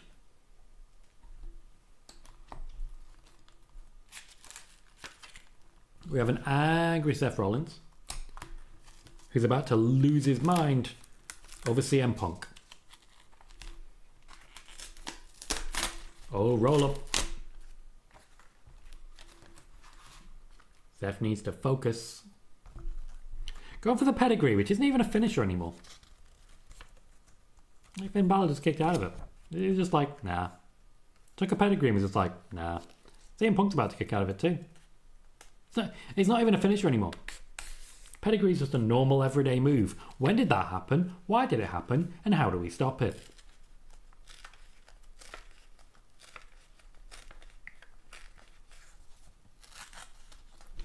Cal says, can we say Cena and Punk have a combined age over 85, by the way, and are still good?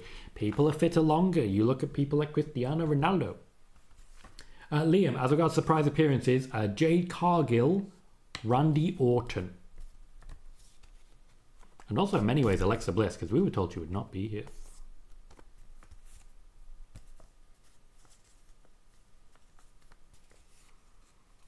Pat McAfee making his allegiances clear with the phrase Alpha Ring.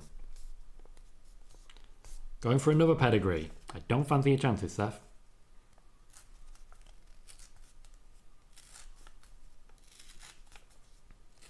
John Cena just having a quick lay down. He's older nowadays, he needs his naps. I do think this is going to be a trio finish.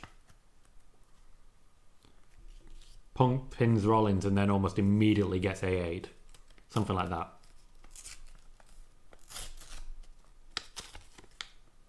Ooh, very awkward landing by Seth, or at least it looked that way. Definitely intentionally, knows how to fall. Punk with the elbow.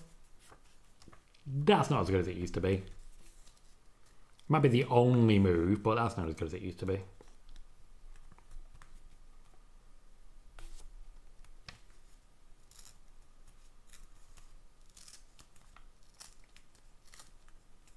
I was going to say Punk's got his eye on something, but then I realised it's probably the WrestleMania sign.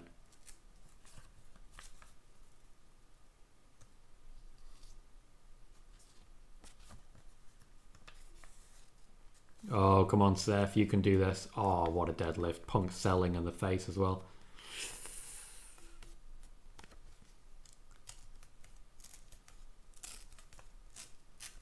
That's a slow turn. He's going to kick out.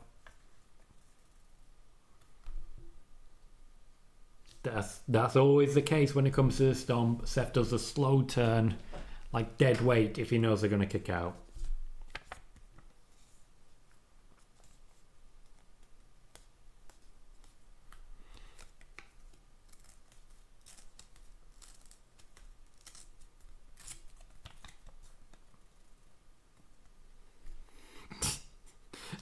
All right, Cal, calm down.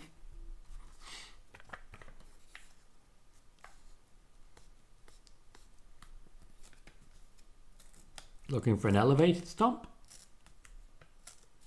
A super stomp. Is that what we're calling it? Super stomp. AA onto Punk? Oh no, we're getting a trio finish. Oh, and an AA. Okay. Punk with the pin. And that's Seth gone.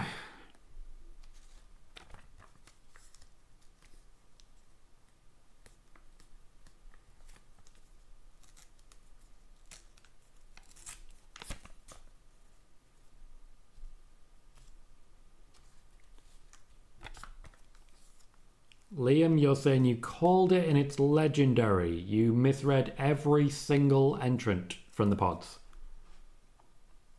Once again, mate, just like think it through. Calm down.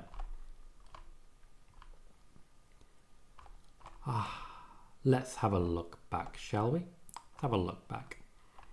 Talks about Death Row Meal, talking about Tom Colohue guys, talking about the arrival of John Cena.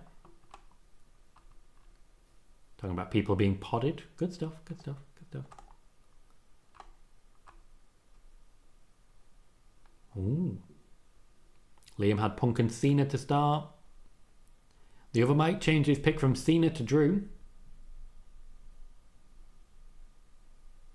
Cena was watching. Cena was watching.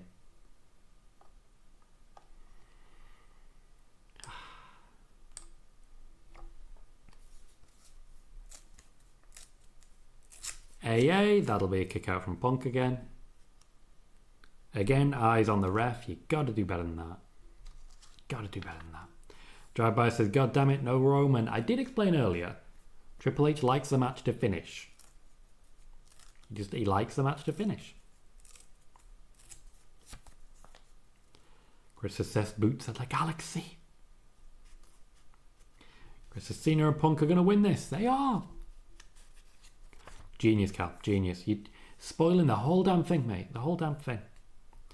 Martin said that Cena versus Cody then doesn't excite me, won't lie. And I think... Ah, there he is.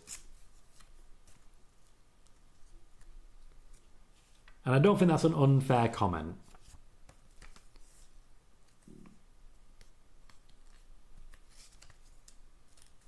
Punk's out. Match is going to be called...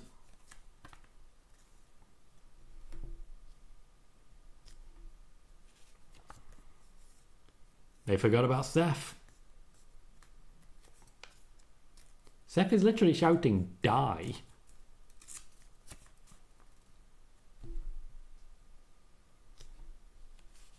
John Cena has won the Elimination Chamber.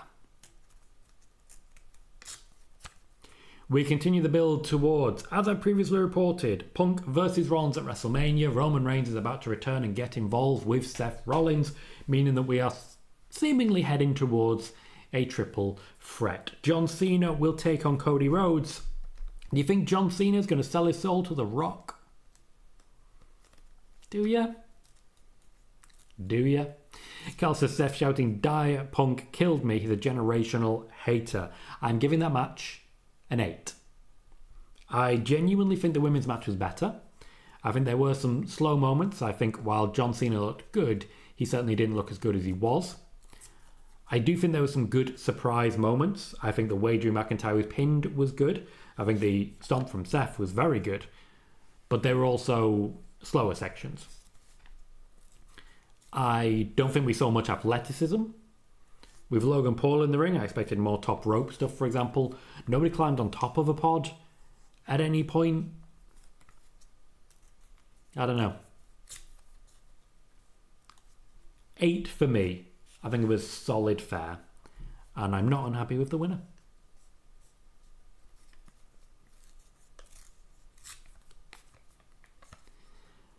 Some good responses there. Cal saying yeah. Leon saying yes. Liam says Cena versus Cody. It is. Chris says, pardon me, Seth versus Punk versus Roman. Cal says Seth shouting, "Die, Punk killed me, the generational hater." Martin says main event of Mania isn't exciting for me. Hopefully other matches will be. Liam says the Rock, Cena and Cody segment is going to absolutely cook. Like, where do you keep getting these things from? Leon gives it a 9. Man says face versus face never works. Certainly didn't when it comes to Ultimate Warrior and Hulk Hogan. Bayley gave it a 6. Crush gave it a 9. Cal says, "Tom, maybe I'm just overreacting, but that curb stomp on Punk looked really bad." They knew what they were doing. Martin gives it an 8.5. Cal gives it a 9. Chris says Cena gives no fucks that his victory is tainted. He wanted to get to Mania. He just wanted to get to Mania. Cal says R-Truth's childhood hero wins. Liam gives it a 12 for some reason. So I says 8 out of 10 for that one too. I think the women outdid them. And Kevin says, who is the person who reported about Drew McIntyre winning the chamber? That was a lie. That came from Dr. Chris Featherstone. I wouldn't automatically say it's a lie. He may have been reporting with the best of intentions, but I would question as to what the public interest reasoning would be for spoiling the end of a wrestling match. So I suspect it may have been self-congratulation. Kel says, I thought he was Mr. Hustle, loyalty and respect. Guess no more. Kevin says, Cody Rhodes versus Cena. Tom, get ready because that match is going to be slow. They're all slow nowadays. WrestleMania main events, they're slow. Chris says, doing a triple threat without any stakes is weird. Is it weird to have the CM Punk versus Drew McIntyre feud? There were no stakes. No stakes in that feud at all. Carl says, why has Seth left Cena there? Cena spent the entire match just battering Seth with CM Punk. Because Seth hates CM Punk. That was very clearly determined very early on. And now John Cena's big win gets to be overshadowed by the return of The Rock. And CM Punk's good work and his intention to main event WrestleMania gets to be overshadowed by John Cena. Vicious circle. Vicious circle.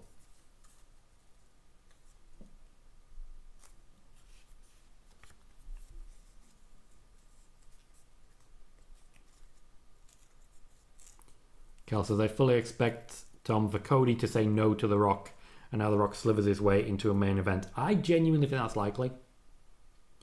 As I say, the original plan was for The Rock versus Cody Rhodes. If The Rock is available, then there is no doubt in my mind that we will see Cena versus Cody versus The Rock.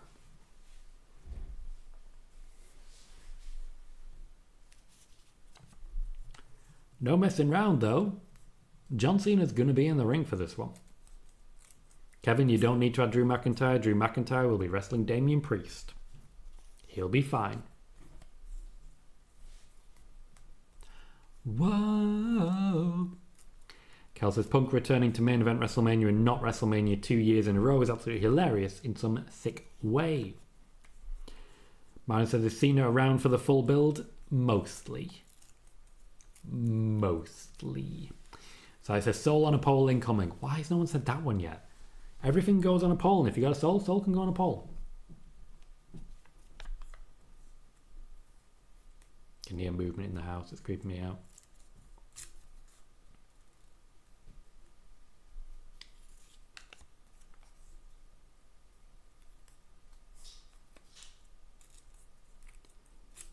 Cena very politely inviting Cody Rhodes into the ring.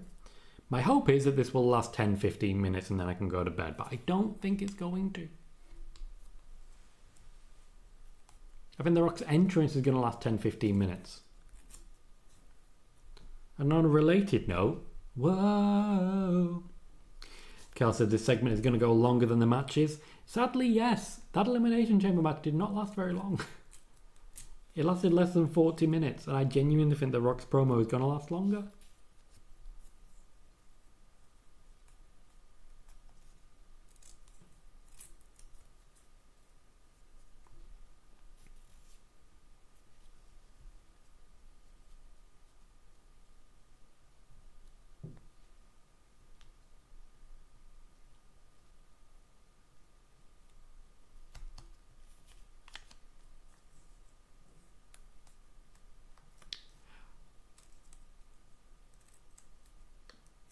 What the hell is happening?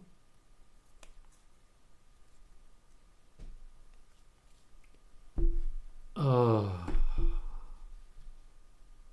Of course. Can I just say, that kind of drink is not even open. It's not even open.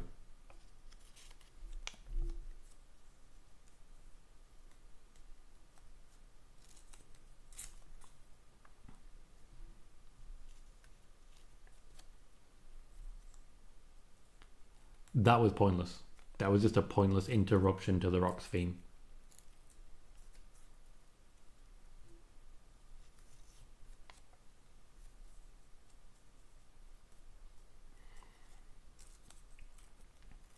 Martin says, it's here, the vanilla happy stuff has begun. Shaking hands, opening ropes, etc. Eric says, all Punk versus Cody versus Cena when Punk calls in his favour, and it's okay, we need to talk about this once again then.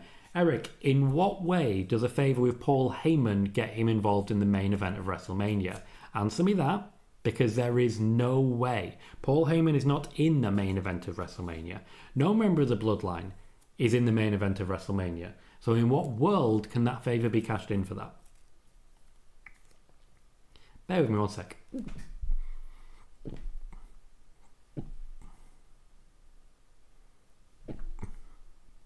Okay, we're all good. Lauren is here, so didn't expect Cena to win the chamber. So happy Orton is back. Thank you, Lauren, for renewing your membership for a 15th month. I very much appreciate it. Cal says, Tom attacking him for the drink not being open made me spit my Pepsi out. It's not even open. Cal's not even open. Lauren says, Cody heel turn? Nah. Doesn't make much sense to me. Although, to be fair, if Randy Orton's going to win it, it could mean Randy Orton doesn't go heel. Maybe we go full Homelander here.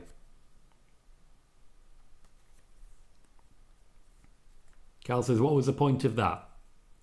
Cross-promotional branding. Cal says, The Rock stealing main event spots in 2025. I mean, he did in 2024. Bayley says, The Rock, the new king of go-away heat.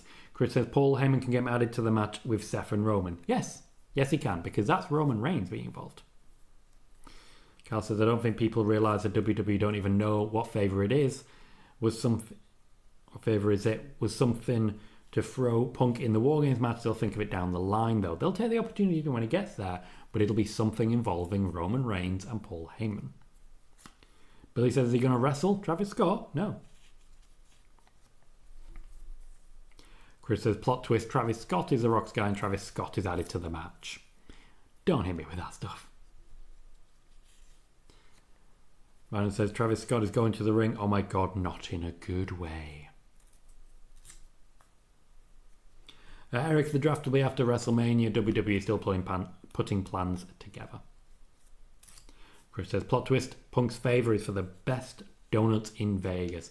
You talk to Sonya Deville. She knows her donuts. Cal says, imagine Cena and Cody attack Rock early and we all go to bed. Nope, sadly, we're still going. Travis Scott and John Cena standing in the corner. It's just awkward. Billy says, Rock versus Cena, 5-second squash match. Yes, but you also have to factor in the 35 minutes for The Rock to mug for the camera. Much like he's doing right now. Oh no, why are you doing that? No, stop it. I know you're trying to be creepy, but you're too good at it. It might be Carl.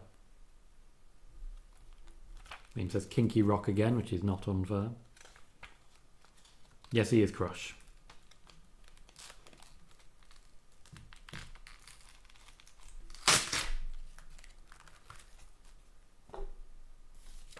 I just feel like this is a story he was going to tell with Roman.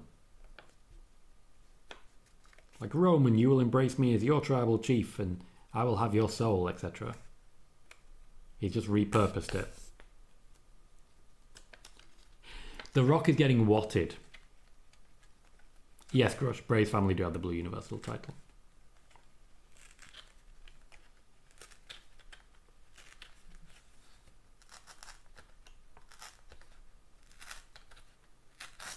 Imagine a world in which The Rock gets what chance? We're in it.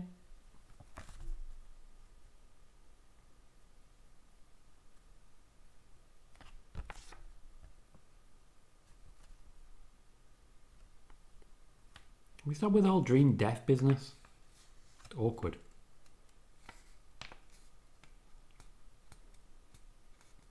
John Cena shaking his head suggests Cody might actually say yes. I think Crushy actually is.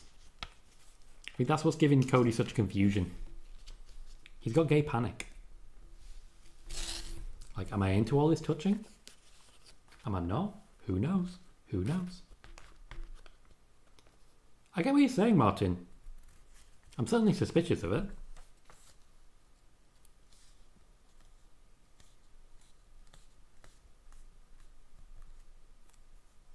Tom says this is weird. Carl says if Cody doesn't turn heel, it could be a nightmare.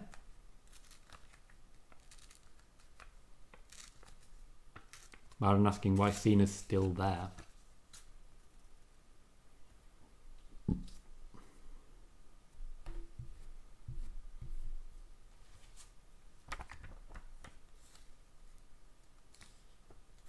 Do they belong to the fans?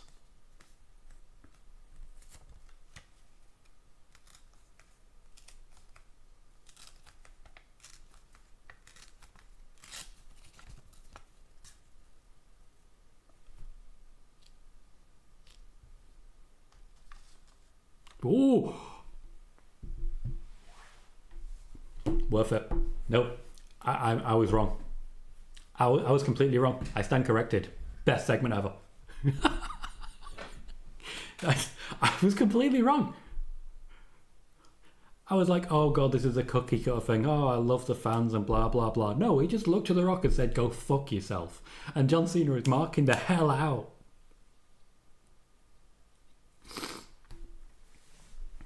To be fair, the alternative seemed to be The Rock was going to fuck him, and I just don't think he's really into that. So what he's really trying to communicate is, you're clearly just horny, go away, give yourself some time, sort yourself out, then maybe we can talk.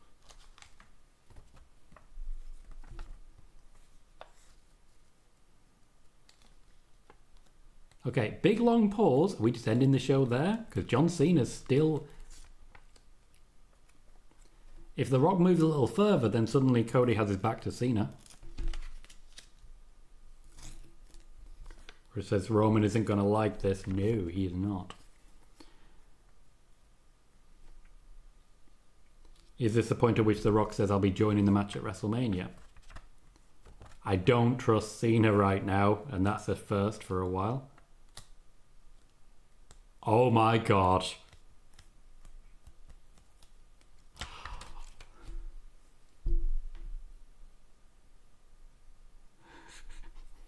Cool.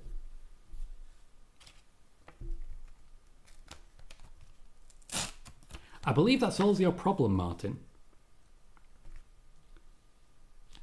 They did it.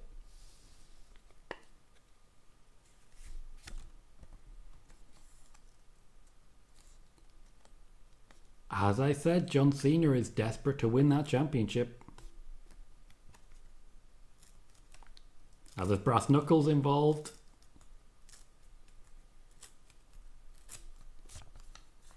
John Cena at WrestleMania actually stood with Cody Rhodes. For Cena's final year, he will be a heel.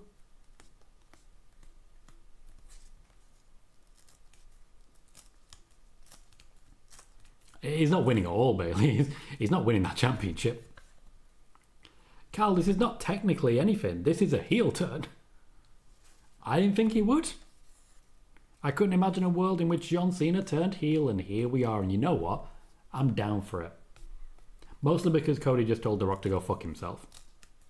Also, can I just say, this is not even dead space. This has genuinely lasted about 10 minutes so far, and it's been jam-packed. I'm not even mad.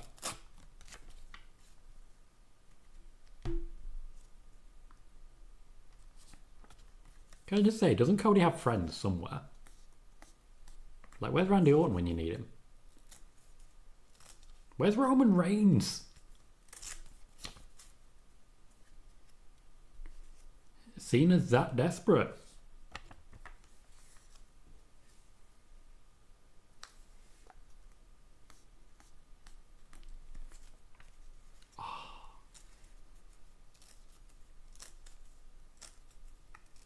It'd be so much better if not for Travis Scott just hanging around.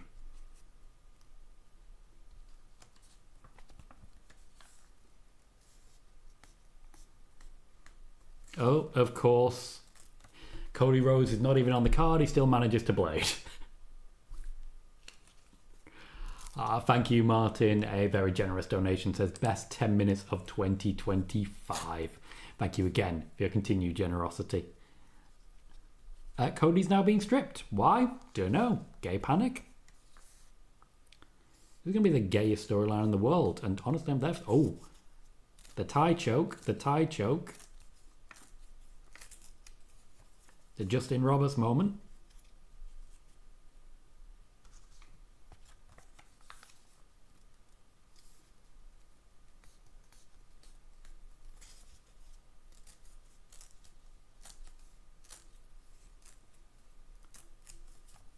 I feel like there was a pop there for Travis Scott.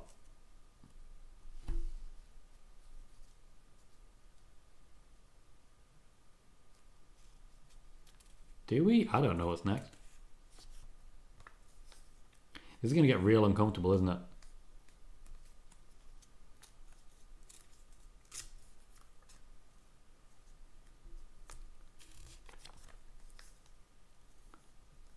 Genuinely feel like we're watching gay porn here.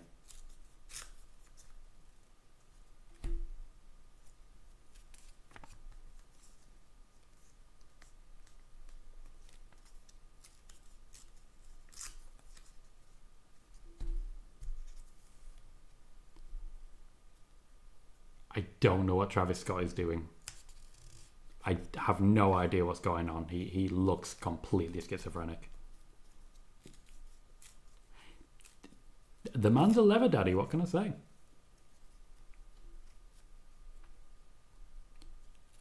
Cena standing on Cody's head, standing next to The Rock. That's an image. And you know, it does kind of make sense. John Cena did follow The Rock's route to Hollywood.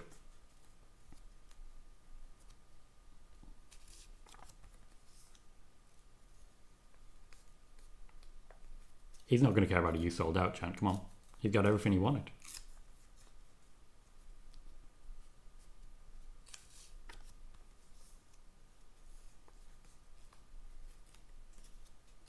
Blood on the belt now. So that's why this was the main event. That's why The Rock wanted this the main event. The Rock, at some point, has said to John Cena, "Do you want to turn heel?" And John Cena said, "Yes." Crush says, and I agree, in hindsight, this is the perfect way to end John Cena's career. He's traditionalist. He wants to go out on his back, and this is the way to do it. He can wrestle Jey Uso, he can wrestle Bron Breakker, he can wrestle Randy Orton, he can wrestle Cody Rhodes, he can wrestle Joe Hendry.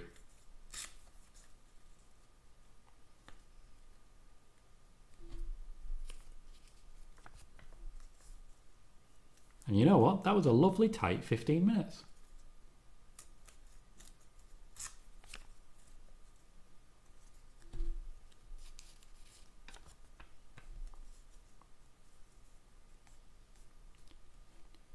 Your drink's not even open.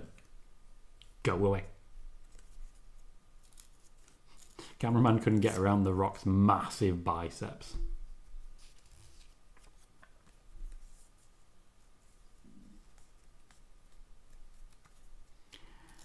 And guys, that'll be all she wrote.